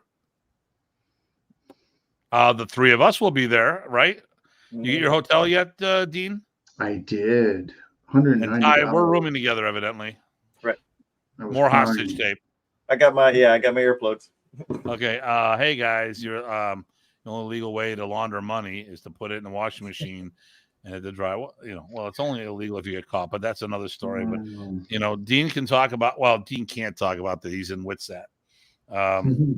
Okay, so I had a person who simply stated, "I will never have on my show." He had the utter gall to ask me why he wasn't on my show yet. Complete, utter egotistical idiot out there. Okay. Yep. And not accurate. Okay. Not accurate. It must be talking about after. Renee says it's not accurate. It's not accurate. Okay. So it was more than one system. KI was just the straw. Okay. Yeah, I mean, exactly. I mean, right. By no means do I want people, when they're done watching this, to think that, KI was the problem. Is a problem. No. It just happened to be an interview where a part of the interview, KI was brought up, which caused some controversy. Due to that controversy, it caused me to go. But it wasn't KI, that caused me to go. Overall, I mean, again, accumulation of 36 to 40 months of just dealing with stuff. Yeah. All right, sorry, raw nerve moment here. I can relate to all that too well. To Tim, gathering I couldn't make. Well, obviously because you weren't there. And it actually worked out well because I told him he could room with me. They gave me a queen size bed, a single queen size bed, so that wouldn't have went too well because I'm a ladle, not a spoon. I can't spoon. Talis from Brazil. Hello. Our newest black belt in the World Modern Ace Alliance, our first WMA black belt in Brazil. And then Arnis Lumpia. Hello. Okay.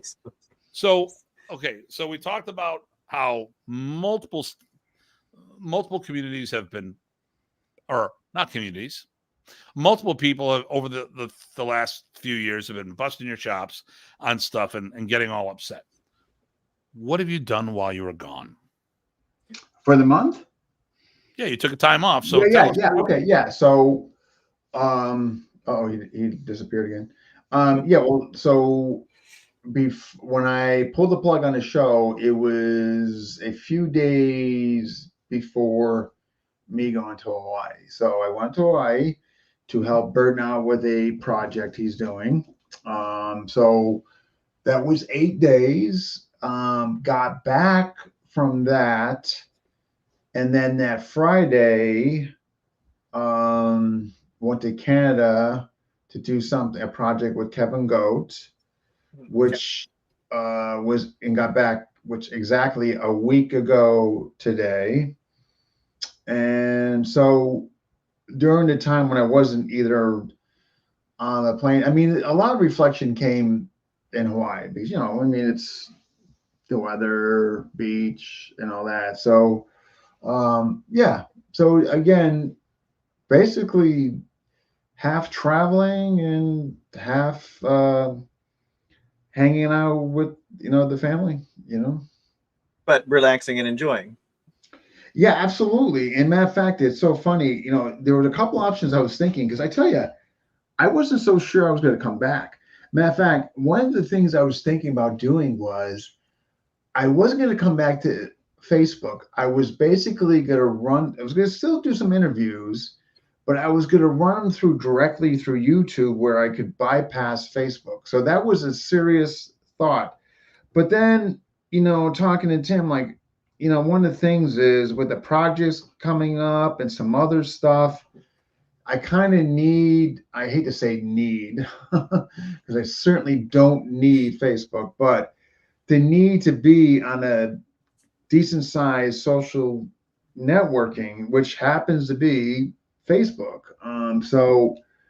But yeah, I was, you know, I tell you, there was the option of I was not going to come back, or again, I was going to come back and just run through YouTube. You know?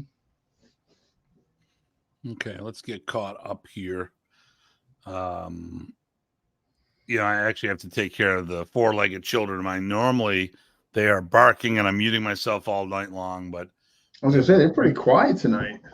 shh, shh. Oh yeah, I've been going over there and having some, you know, little, hey, you know. Okay. Okay. I think Joe is the next one, I think. Yeah, well, yeah, Joe right here. Here we go. How might you get these here? Yep, sure. Joe, I had a person who simply, oh, no, not that one. No, we already got that. Here we go. Was it this one? No. Nope, the next one No. from Joe. Oh, there we go. Here we go. Yeah. So, Joe, I'll be in Salem, so let's have a belated birthday party. His is October 3rd. There you go, everyone. Campo Joe's birthday is October 3rd. By the way, Salem is a Friday, Saturday event, no Sunday. I thought there was something in the morning. No. It is a Saturday, Sunday event. Ah, that's what it is. Okay. I was going to say, man, I hope, because I didn't get anything for Friday. Well, yeah, I'm getting there late Friday. Yeah, hold on. I'm gonna have to teaching the academy during the day of Friday. I'm gonna do the QR code here. Northern Virginia Criminal Justice Academy. We got our sheepdog stuff. Yeah, I would have gone. I just I'm good. But that's a busy week. In fact, I'm taking off that week of work because I have those two things: the 2 weekends of surrounding it, plus the academy. So if anyone's going up to see us in Salem, along with a few others, it is October 7th. I'm looking at the. Here you go. I'm looking at the. I pulled up the Square register thing right now. It is October 7th and 8th, 9:30 on both days.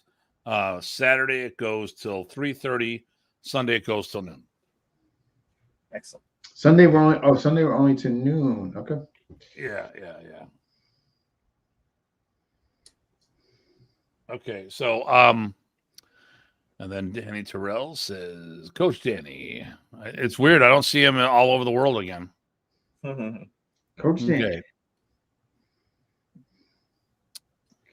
Okay, Dean Franco, I wish you the best. I'll reach out so we can chat. Your efforts across the larger community of FMA is a good thing. Joe, gosh, Dean, to hear is so sad to hear.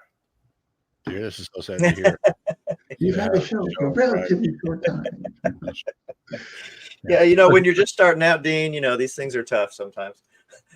Yeah, I was gonna say, I can't see myself. I'm not sure how long he's been doing what he's been doing. Sam, we're about to sign off. I don't know what you're talking about. and then Brock will be there too. That'll be great. Hey, Brock. Okay. So Brock is coming to our training camp this weekend, and then he'll be up there next weekend. Our camp is 4 days away. Yep. Hee. All right. So so you did what I told you to do. Spend some time with your family. I did. And now you're dialing down the quantity of shows, right? Yeah. So for instance, the last one I did was Renee's, and I think that 455 was or last. whatever the number is. That was 436 to be exact. Oh, This 436. Okay. yes, it's very important to Renee, the numbers. It's very important. It's very important to Renee. I think that was Wednesday or Thursday, either Mhm. or, and I'm doing one tomorrow night. Okay. So and I'm gonna try to really, as much as humanly possible, try to stick to what I'm doing. I'm also going to be doing more on the. I will still do interviews unless, with regards to somebody that I've never interviewed before, theme episodes. But I also really want to kind of tap into the whereas folks come on, 30, 40 minutes. And really what they're doing is they're going to be showing basically their curriculum. So for instance, let's take an example, PTK. So maybe somebody will come on and they'll show, if you're PTI, the subset of five, that Bill McGrath came up with, or maybe the Sagitas, whatever, just random examples.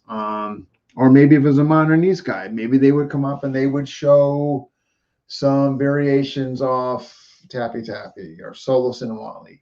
But the nice thing is going to be is it's not going to be so bio-driven, because these are folks that have been on before, so they can just basically jump in with a partner, show their stuff, and it could be a way for them to elicit students for those who are watching, and maybe they really enjoy what they're watching and they might get students out of it. And so it's going to be a nice kind of a reinvention, so to speak, of myself, and kind of getting away, because when I look at the folks we interviewed, I mean, yes, they're folks I can bring back because they're doing new things, absolutely, and that always will be relevant. But I think this is going to be a nice new pathway for, like, they're going to kind of be demo based.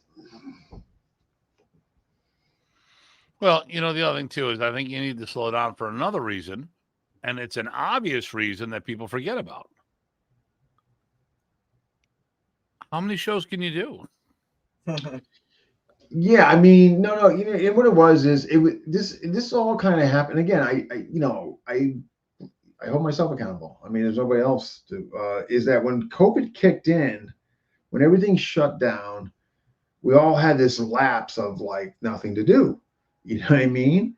And so I went from one show a week, which I was just doing, to like, hey, maybe, because the list started kind of started piling up in that spring of 2020.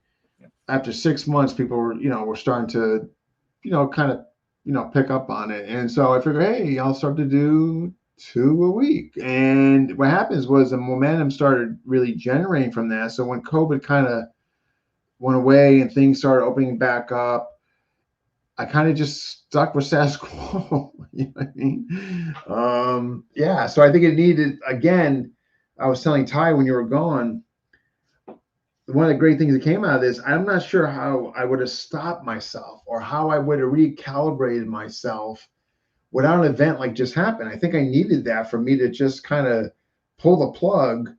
And now that I've pulled the plug, I can kind of come in now and set new terms, like, so to speak. Well, I think, a lot of times, okay, you look at things like jobs and stuff of that nature. Sometimes it's something major that forced you, or the business closed down, or maybe you just lost your shit and they got rid of you. I mean, there's you just, that final straw. And it's like, why the hell didn't I do this years ago? Yeah, I mean, there's an argument that I should have taken this break long before this. And but you know how things are, guys. I mean, you get moving, momentum's going, you're just in this, trucking along, and sometimes it's hard to pull the brake. I mean, or you don't know how to. And I think that's kind of what happened with me. I got such in this groove that I don't know if I knew how to slow down or stop it. Well, I mean, I don't want to say it's an addiction, but it could just be, when you have a habit and you do it all the time, It was definitely becoming a habit. I mean, and You know, and it's like, well, why would I stop? Because it's so ingrained. and It's that's like, all another right, thing too. And that's another thing too. And I hold myself accountable to this. I've always said I don't want to be the dean that's just thoroughly associated with just FMA discussion. Like, no, I'm dean the practitioner, I'm dean the teacher, I'm in all this and all that. And even though I said that and I tried to stick to that, I don't think it worked out well. I think what happened was I kind of got engrossed with this whole thing with the FMA discussion and kind of lost sight of myself in some ways, to be quite honest with you, or my value system and what I'm going to tolerate, not tolerate, here it and is, priorities. right there, boom. It's a crack addiction. It's our FMA is our crack edition. Yeah, But I mean, listen, someone talked about this right here. Okay, training. Okay, training calls will catch up with you. Next, and keep pulling the plug. Well, here we go. What was it? It would have stopped when your wife pulled the plug. Now, I don't know who wrote that, but that's a good point. well, let's talk about it another way. Okay, let's talk about the reverse. Yeah. Not you, but guys, they should have got divorces a decade ago, but they just stayed in a relationship forever and a day. Yeah. They cohabitate. They don't love their, or they're both in that grind because neither one can afford it. Which is And but the thing here is you're in this moving thing you're going here, and oh, was that Tony DeSaro? Oh no, that's from somewhere else. But I had a comment from Tony. Okay, maybe that was something else. Okay. At the end of the day, you stay in a grind. You don't quit your job. You don't get a divorce. You don't leave your girlfriend. You don't get away from your friends because you're just in that habit. And it takes a life-altering moment to reboot and reset yourself. Yeah, I think so at times. And when you were gone, like I was telling Ty, it's like that's why it was just there was so much good that came out of this. There really was. Like, folks really need to know, like, I'm much happier. I'm more energized. I'm kind of recalibrated. I'm not I'm not angry. I'm not mad. I don't have any ill will towards anybody. I just wish folks would just handle things better and all that. But I'm not coming back disgruntled or chip on my shoulder. Hardly. Yeah. So Joe said he was happy when you started FMA discussion. No. He also said Dean October 3rd will make 35 years on the air, now on 9 major cable systems in 1 million households. That's incredible. And Mr. Terrell, you were helping a lot of individuals, and it became much larger than expected. And he's bringing up Coach Dan's bringing up an excellent point. While it might not have seemed I was overwhelmed, there were times, and this goes back to, like, when the list was growing and, trying to facilitate getting everybody on and staying true to that and not trying to disappoint. I mean, I definitely lost a sense of other facets of my life. I mean, and of course, you realize that when you're removed from something, that a lot of clarity comes into play. I think that okay. Listen, when COVID hit, here's the problem. You had a lot of people. You said you're going to do stuff, and then COVID let up. Yeah, and suddenly you had time to do things, but you didn't because you were stuck doing the show. And then you had people who were supposed to be part of the show and they ended up leaving for this reason or another, or something happened and it caused some other things. And I mean, we went through a whole bunch of things and we don't have to get into all the details. Some people left on their own. Some people, it was more of a whatever. But nonetheless, when those people aren't there, it increases your workload because at the end of the day, you're the guy. You own this thing. You run this thing. So you got to do it all yourself. and it probably should have been dialed back over a year ago because once, I mean, look, your viewership has dropped, not because of the quality of the show, because now we're not stuck in the home all the time. Now is the hardest time to do stuff like this. Good point. Yeah, Because- and that fact, you know what it is too? Paula brought up something interesting. And it's kind of true, and I just never thought about this. And he goes, people were taking you for granted that, in there. And now I'm like, oh, okay, you're taking me for granted. Well, I'm going to pull it. No, I'm just kidding. After I pull the plug. But the point being is, I think by dialing it back and just dialing down the frequency, now folks will be, I want to make it just more like, where obviously less frequent, but more where develop, I guess, more appreciation and where it's not that taken for granted. And I understand why they take it for granted.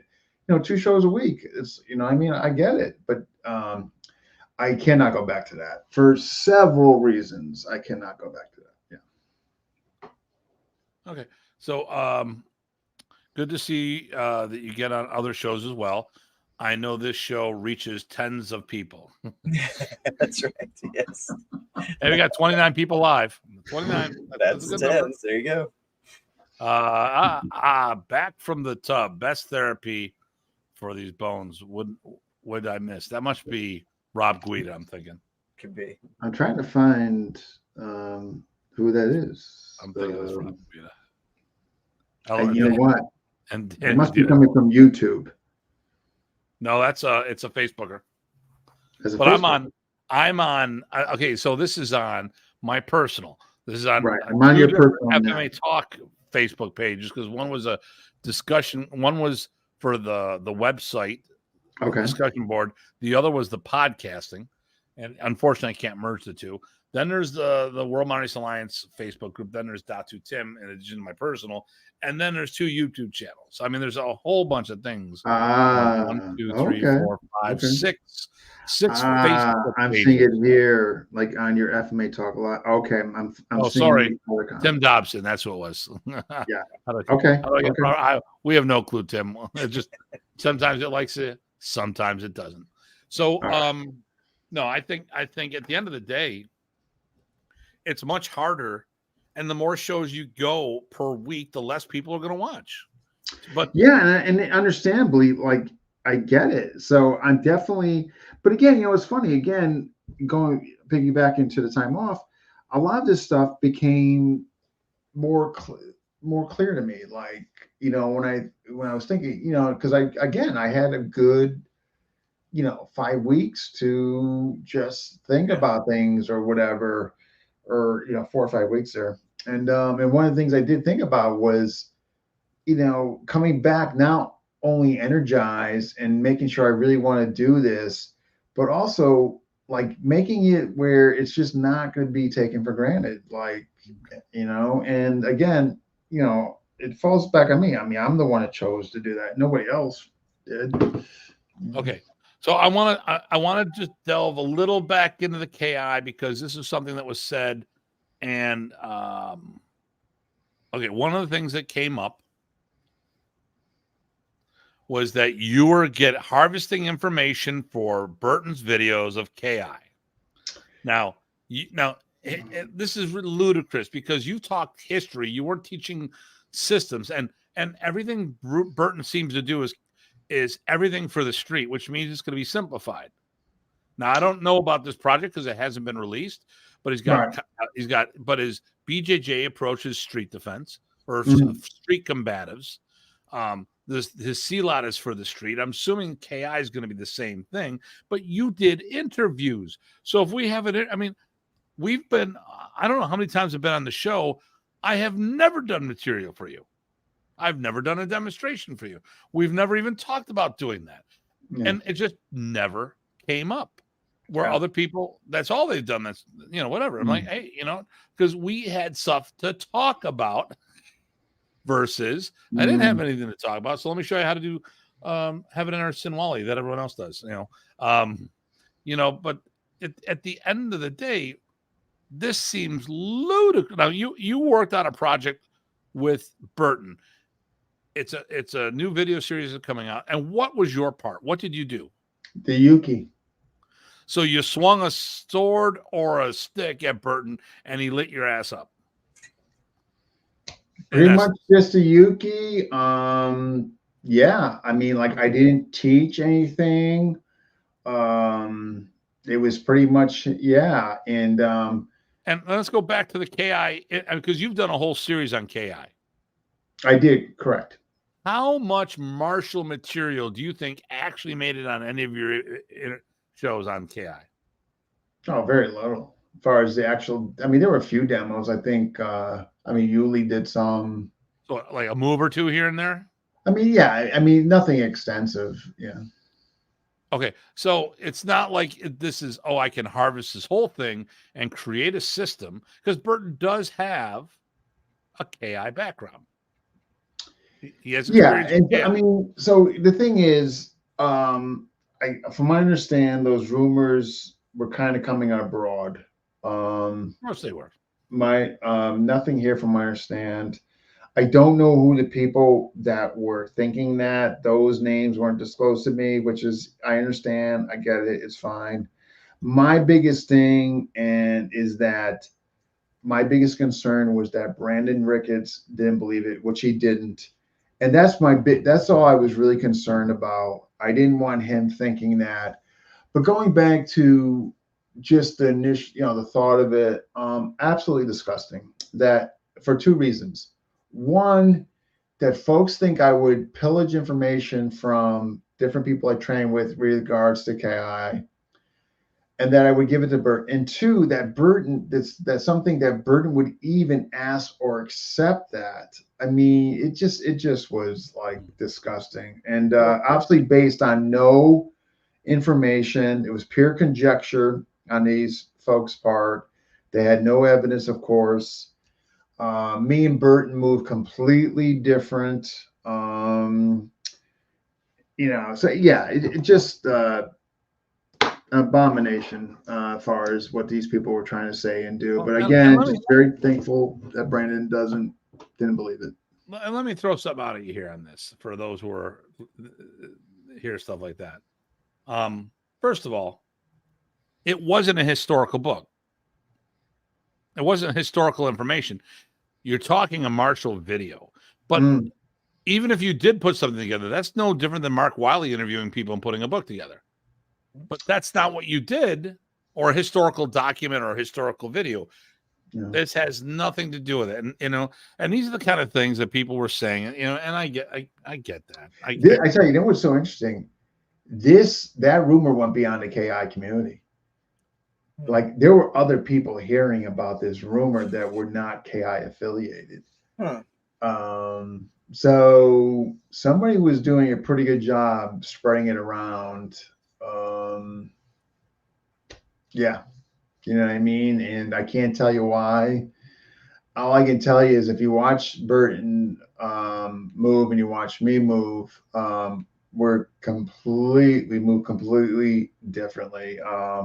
There's a very distinct Ricketts flair to my movement and my strikes and all that. And that's not to say good, bad, or indifferent to Burton. That's you're different people. There you go. Yep. And listen, as far as this goes, Burton has never put out material that I know of that he's not trained. Now, to what extent of all these topics, I don't know. I don't know, and I don't care, because I've known. Oh, you can't do that. Decline that. People are trying to video call me while I'm talking to you guys. So the thing here is this: Burton has done everything he's claimed to. I mean, everything he's teaching is expression. He doesn't teach Muay Thai if he hasn't done Muay Thai. He wouldn't have done Brazilian Jiu-Jitsu if he had. He wouldn't have taught Jeet Kune Do if he hadn't trained. So it just so right off the bat, this whole almost by making an accusation like that, I almost want to say he's illegit. I'm like, listen, you may not like the quantity of training that he's done. Okay, you may not like the lineage, but here's the thing. Like Moderniste, we're all Moderniste. Yeah. All KI is KI.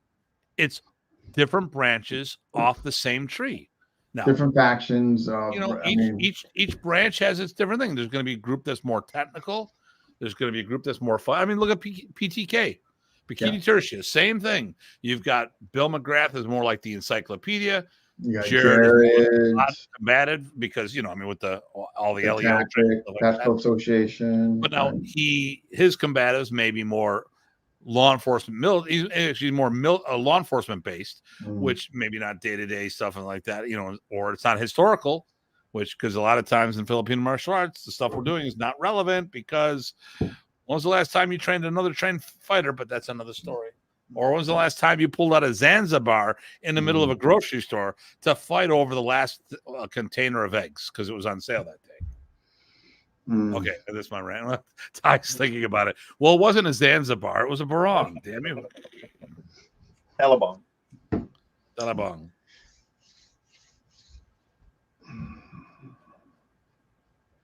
But whatever.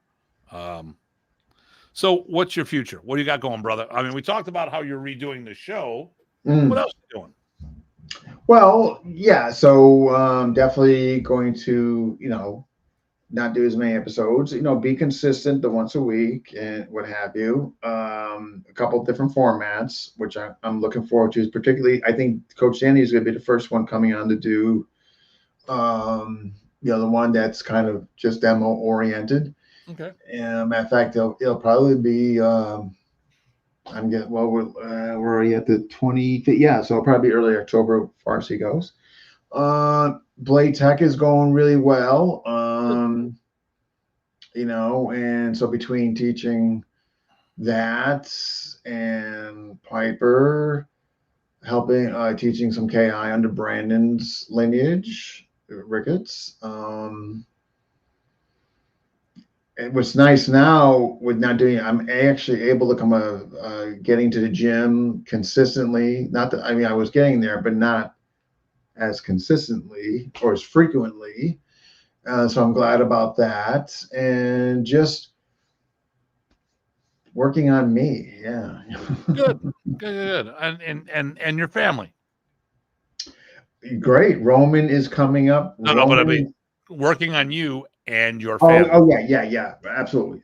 Yeah. And part of that is Roman just wants more and more info.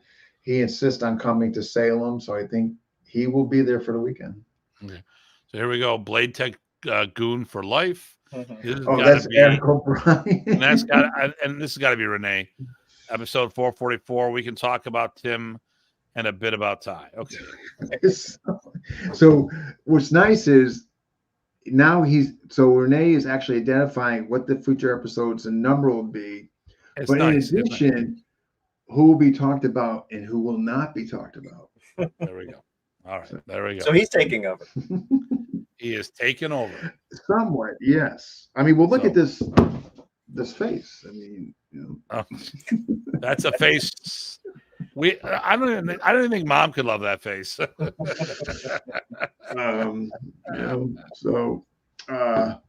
Yeah. I was just going to ask, how did you print that out on crumpled paper like that? Yeah. Love you, Renee. Yeah, you're something, Renee. we just haven't figured out what that something is yet, but that's okay. Listen, at the end of the day, it's good to have you part of what's going on here. And I'm not talking. Yeah, and the greater sense. While I enjoyed that month off, it was much needed for various reasons. When I came back energized, because I really do miss bringing folks on and their time to shine and share what they're doing in the community and share with others. I really, I generally miss that. And I think I need that month off to really realize how much I miss that. And but I also know, despite me missing it, that there has to be a healthy balance, as far as what I'm doing and compared to what I was doing before. And I think I'm going to be able to achieve that. And I'm looking forward to that. And well, now you can say no. Now you can say, now you can say, hey, listen, I'm just taking time. And like I said, COVID's over. People have lives. Yeah. And if you're going to have to, I don't want to say fight, but we have to compete with other things, other activities. And if you flood the YouTube with all this stuff, if you do 4 episodes a week, how many people are going to watch it these days?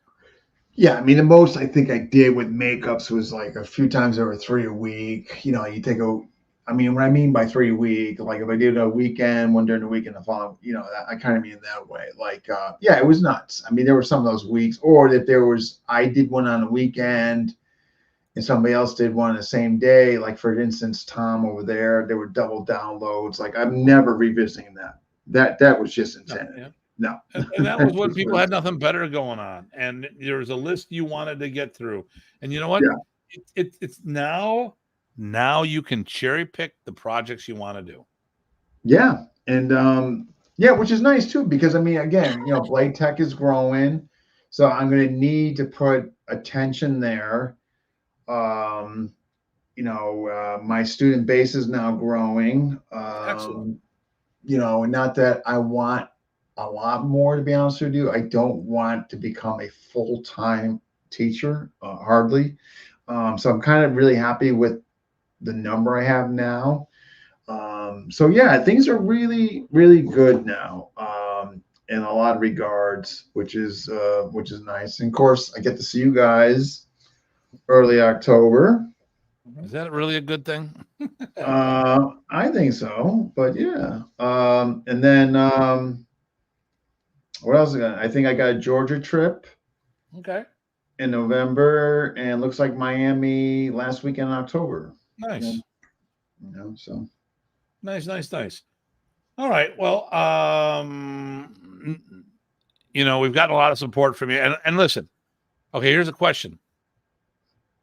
So we're 2.25 hours in. We still have 27 people watching live. Okay. 27 among your gotcha. Yeah, Okay. yeah. Currently watching at this moment, there's 27 people watching. Yeah. Well, hey, 30. Ask folks for questions. So, well, no, what I'm saying, okay, what I'm saying is, you've had a lot of support on the show. No one, Yep, has said anything negative about what you've done. No, I mean, you know, if I can tell you, the people that would or don't dare, I mean, this is what makes some of these people cowards. I hate to say it. Well, they are. They know when to show up. They know whose episodes or what people's podcasts to watch and comment on there. You know, I'm gonna say this about this. You know, a few of these folks. Like they said some not so pleasant things about FMA Discussion, and you know, and indirectly me. But one thing I did by mistake, when I took that month off, I obviously put FMA Discussion on pause. What I forgot to do was do the same for FMA Discussion in Europe, and it's fine. It got left. No big deal. But when I came back, the day I came back, matter of fact, one of these people was trying to push their stuff in there. Now, if this had been before I took that break, I probably would have said, you know what, I'm gonna be the bigger person here. I'm gonna push it in, even though. But you know what? The first time I declined it, and it kind of felt good. So I know that's kind of, maybe it comes across as a little petty, but I had to do it. But the reason why I had to do it is because I need to be more assertive about myself, and I had to do it, and yeah. So all right, so here we go. Facebook user is, where is this October gig? Well, it is the special FMA collaborative event. If you go to worldmountaineast.com or wmountainEast.com, I'm looking at the wrong thing. Here we go. Let me push on this there. I keep got to remember I got multiple cursors here. This is taking forever. Okay, here we go. So this is at the Martial Art Research Institute. It is in Salem, Massachusetts on Mason Street. And then we got a whole bunch of people teaching at this event. Look at these guys. We got Ty. We've got this lovely guy, Dean We got Steve. We got Master Ben. Mike and May Williams, our host. Sifu Alex. There we go. Tim Gillette. It'll be the first time I actually meet Tim. Oh, you never met him before? No. Oh, Evidently, okay. he's a little intimidated about coming on the show because of my interview style. Because I kind of. So wait, when you bring him on the show? He hasn't agreed to come on the show because I'm Oh, like, that's another thing too. You haven't brought everybody on the show for the event. Not that you need to. you're on the show. Ty's on the No, show. no. I'm on the show. That's true. I'm talking about the other. Now, who are some of the other folks there? I don't know. A third of the people. We are a third of the crew. No, I understand that, but there's some folks on there. Like, I gotta be honest with you, I don't think I know. Okay, so me, Ty. Okay, Master Ben. Okay, he helped Remy. He quasi related to Remy. Okay. Remy used to live at his place for a while. Boom, boom, boom. Dean Franco, Tim Gillette, which you know, Steve Tim LaFay, Gillette. Yep, Sifu yep. Alex. Sifu Alex is Mike and I think May's. I know him. Sifu Alex is Mike's teacher. Nice guy. He's a Really fourth good. degree black belt in modern East in the 80s. I'm sorry, whose teacher? He was Mike Williams' teacher. Oh, okay. All right. You know, he's been around back in the day. I've seen his face. I just never met him until a couple of years ago. Okay. So it's going to be a good time. So right now, let me see here. Dean needed the respite, and then Coach Danny says set boundaries are important for all. Yeah, for sure. I need to get to that area. Our area, yeah. Yeah. Well, and like if he's having that Louisiana camp, I might swing down for that one because you know.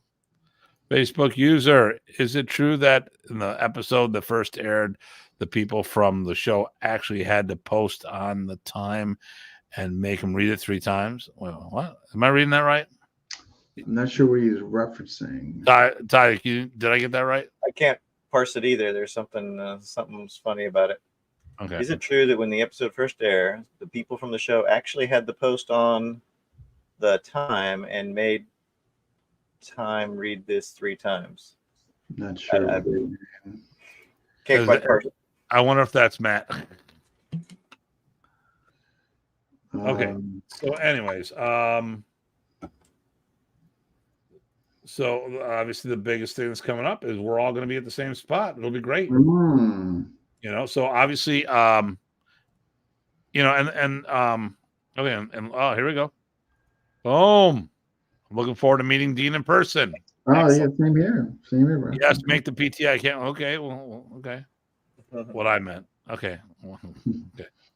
So, listen, this show is our shows collectively our shows have an ability to help a lot of people. Okay. We get to bring people on both of our shows. We've done similar things. Slight twist. We've given people opportunities to tell us about themselves, talk about history, you know, basically do a lot. They're given the opportunity to make or break themselves. And that's not why they're given the opportunity. They're given the opportunity because everyone has this perception of having something to offer. You know, we talk to people and they go, "Hey, listen, you sound like you know what you're doing. Let's get you on the show." And you know, I've had people. Okay, so mine is okay. So the banner today says FMA Talks Martial Chronicles because we're being generic with our FMA. All right. A lot of times we're Modern East. I've given multiple people from different organizations, people who are not members of the World Modern East Alliance, opportunities to talk about stuff. Dean has been doing this on a much broader scale. I kept it inside Modern East, and once in a while we'll bring somebody from outside, like yourself or something like that. But I mean, you know, we've got more of a niche group that we're aiming for because we talk about what we do. Okay. Right. You give people so much more people opportunities to really reach people. And people should not take that for granted. People should look at the big scheme of things. And if they don't like the show, turn the show off. Yeah, if you don't like something that's said, talk to Dean. Talk Yeah, to I Dean. certainly don't want people to watch something that, obviously you're never going to be compelled. That's crazy. No, but I mean, the thing here is, No. no one has to watch the damn show. If you don't like what you see, turn it off. But if you have a problem that something that's said on the show, talk to Dean about it, Mm. because he might let you on the show and give an opportunity to say your side of things. Yeah, absolutely. I mean, I was really kind of hoping after I did, do that, my kind of slash announcement podcast there, I was really generally hoping that somebody would have reached out. I really was. Like, I was really kind of hoping. And then thus far, Yeah. nobody has. Yeah. That's on them. That is on them. You know, We have given.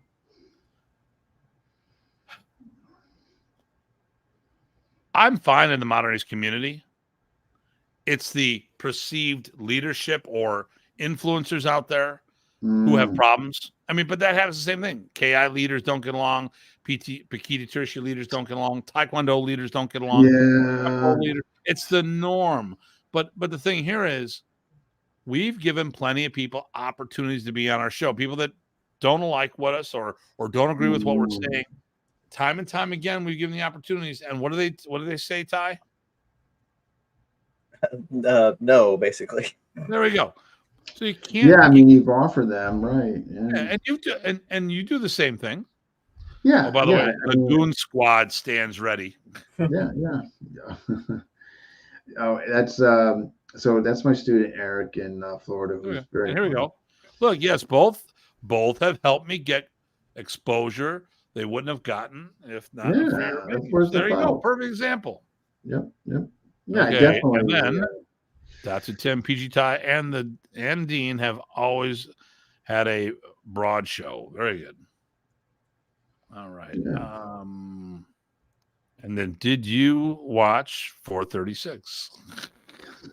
That was to go with that other thing we couldn't parse. Yes. Did you watch 436? Unfortunately, there's shows that would rather cut others down than attempt to build themselves. And that's it. At the end of the day, it's easier to trash other people than do your own work. Yeah. I mean, sadly, yeah, I guess so. As much as obviously doesn't make that's what it boils down to.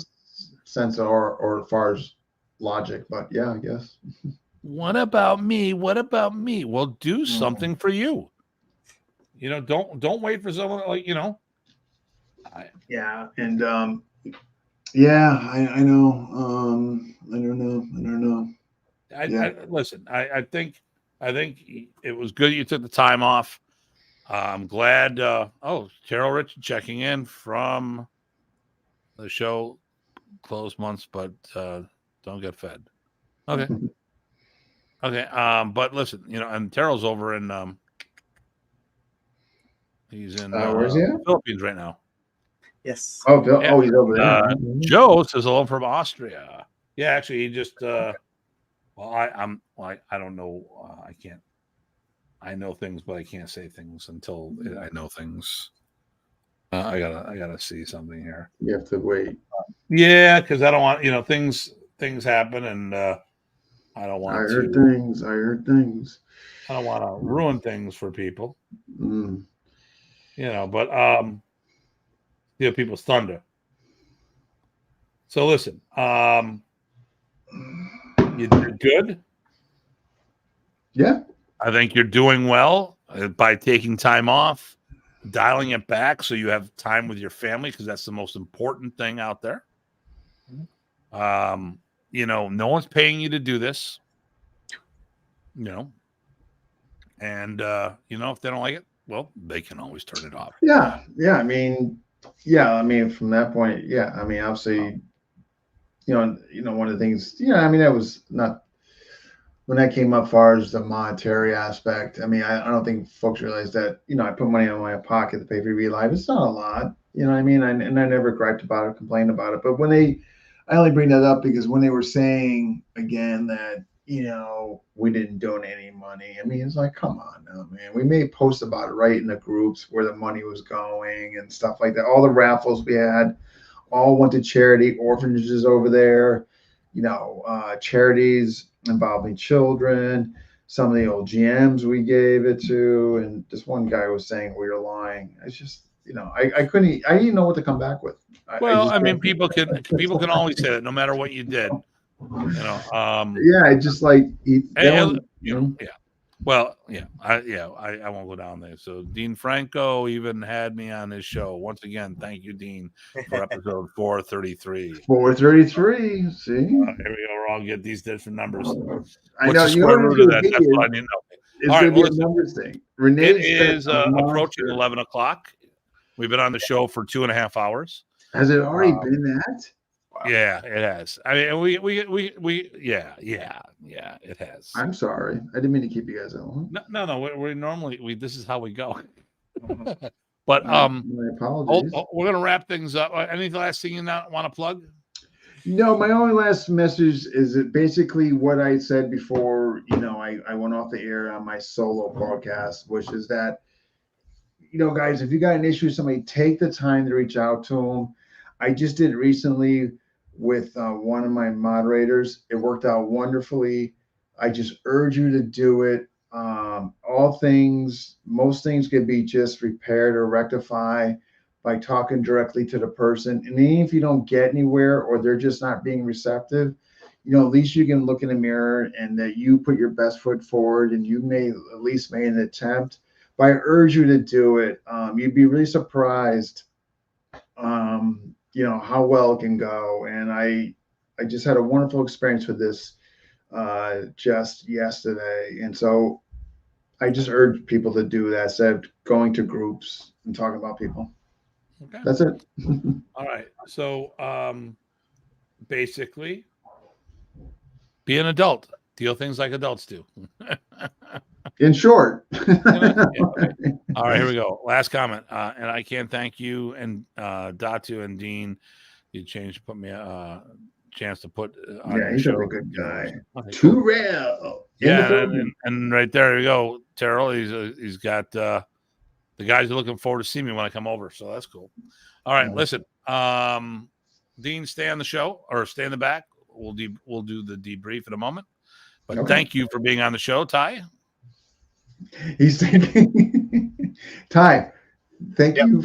Took about there you go. All right, okay. All right. So, all right, everybody. Interesting show, as you can tell. I just not a fan of people that bust people's chops like this. And this is the way I've always been. I like standing up for people that don't need it. I'm like, listen, I do stuff that's controversial.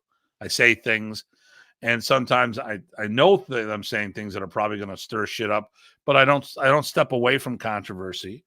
I talk about the truth, even if it is controversial. But Dean's a nice guy, and he really tries to do his best not to offend people. And I wanted to have him on the show because really it gives me I don't need an excuse, but it helps that extra excuse to stand up and say nice things about it and have him hear what I'm saying too, live, interactive. Ty, what do you got here? No, not much. As you know, I'm tired right now, but no, I appreciate the discussion. I actually appreciated him, Dean, and you'll hear this too. Laying it all out there, kind of, the good, the bad, and happy to hear that, it's not a lasting negative, and come out better on the other side. That's awesome. Okay.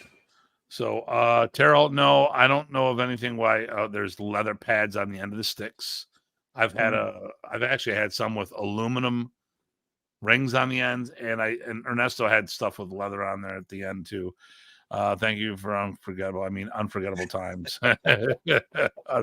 There we go. Thank you. And then Brian, great show, guys. Night, gentlemen. See you all later. Daryl, nice guy and a good person. Definitely. A lot nicer than I am. A lot more forgiving than I am. But then again, I was raised in New York by wolves in New York. And Dan Medina gives us thumbs up. Which hey Dan, I think we're going to see you at Bobby's birthday camp. I think he's going to be there for that. I hope so. Thanks for sharing. All right, so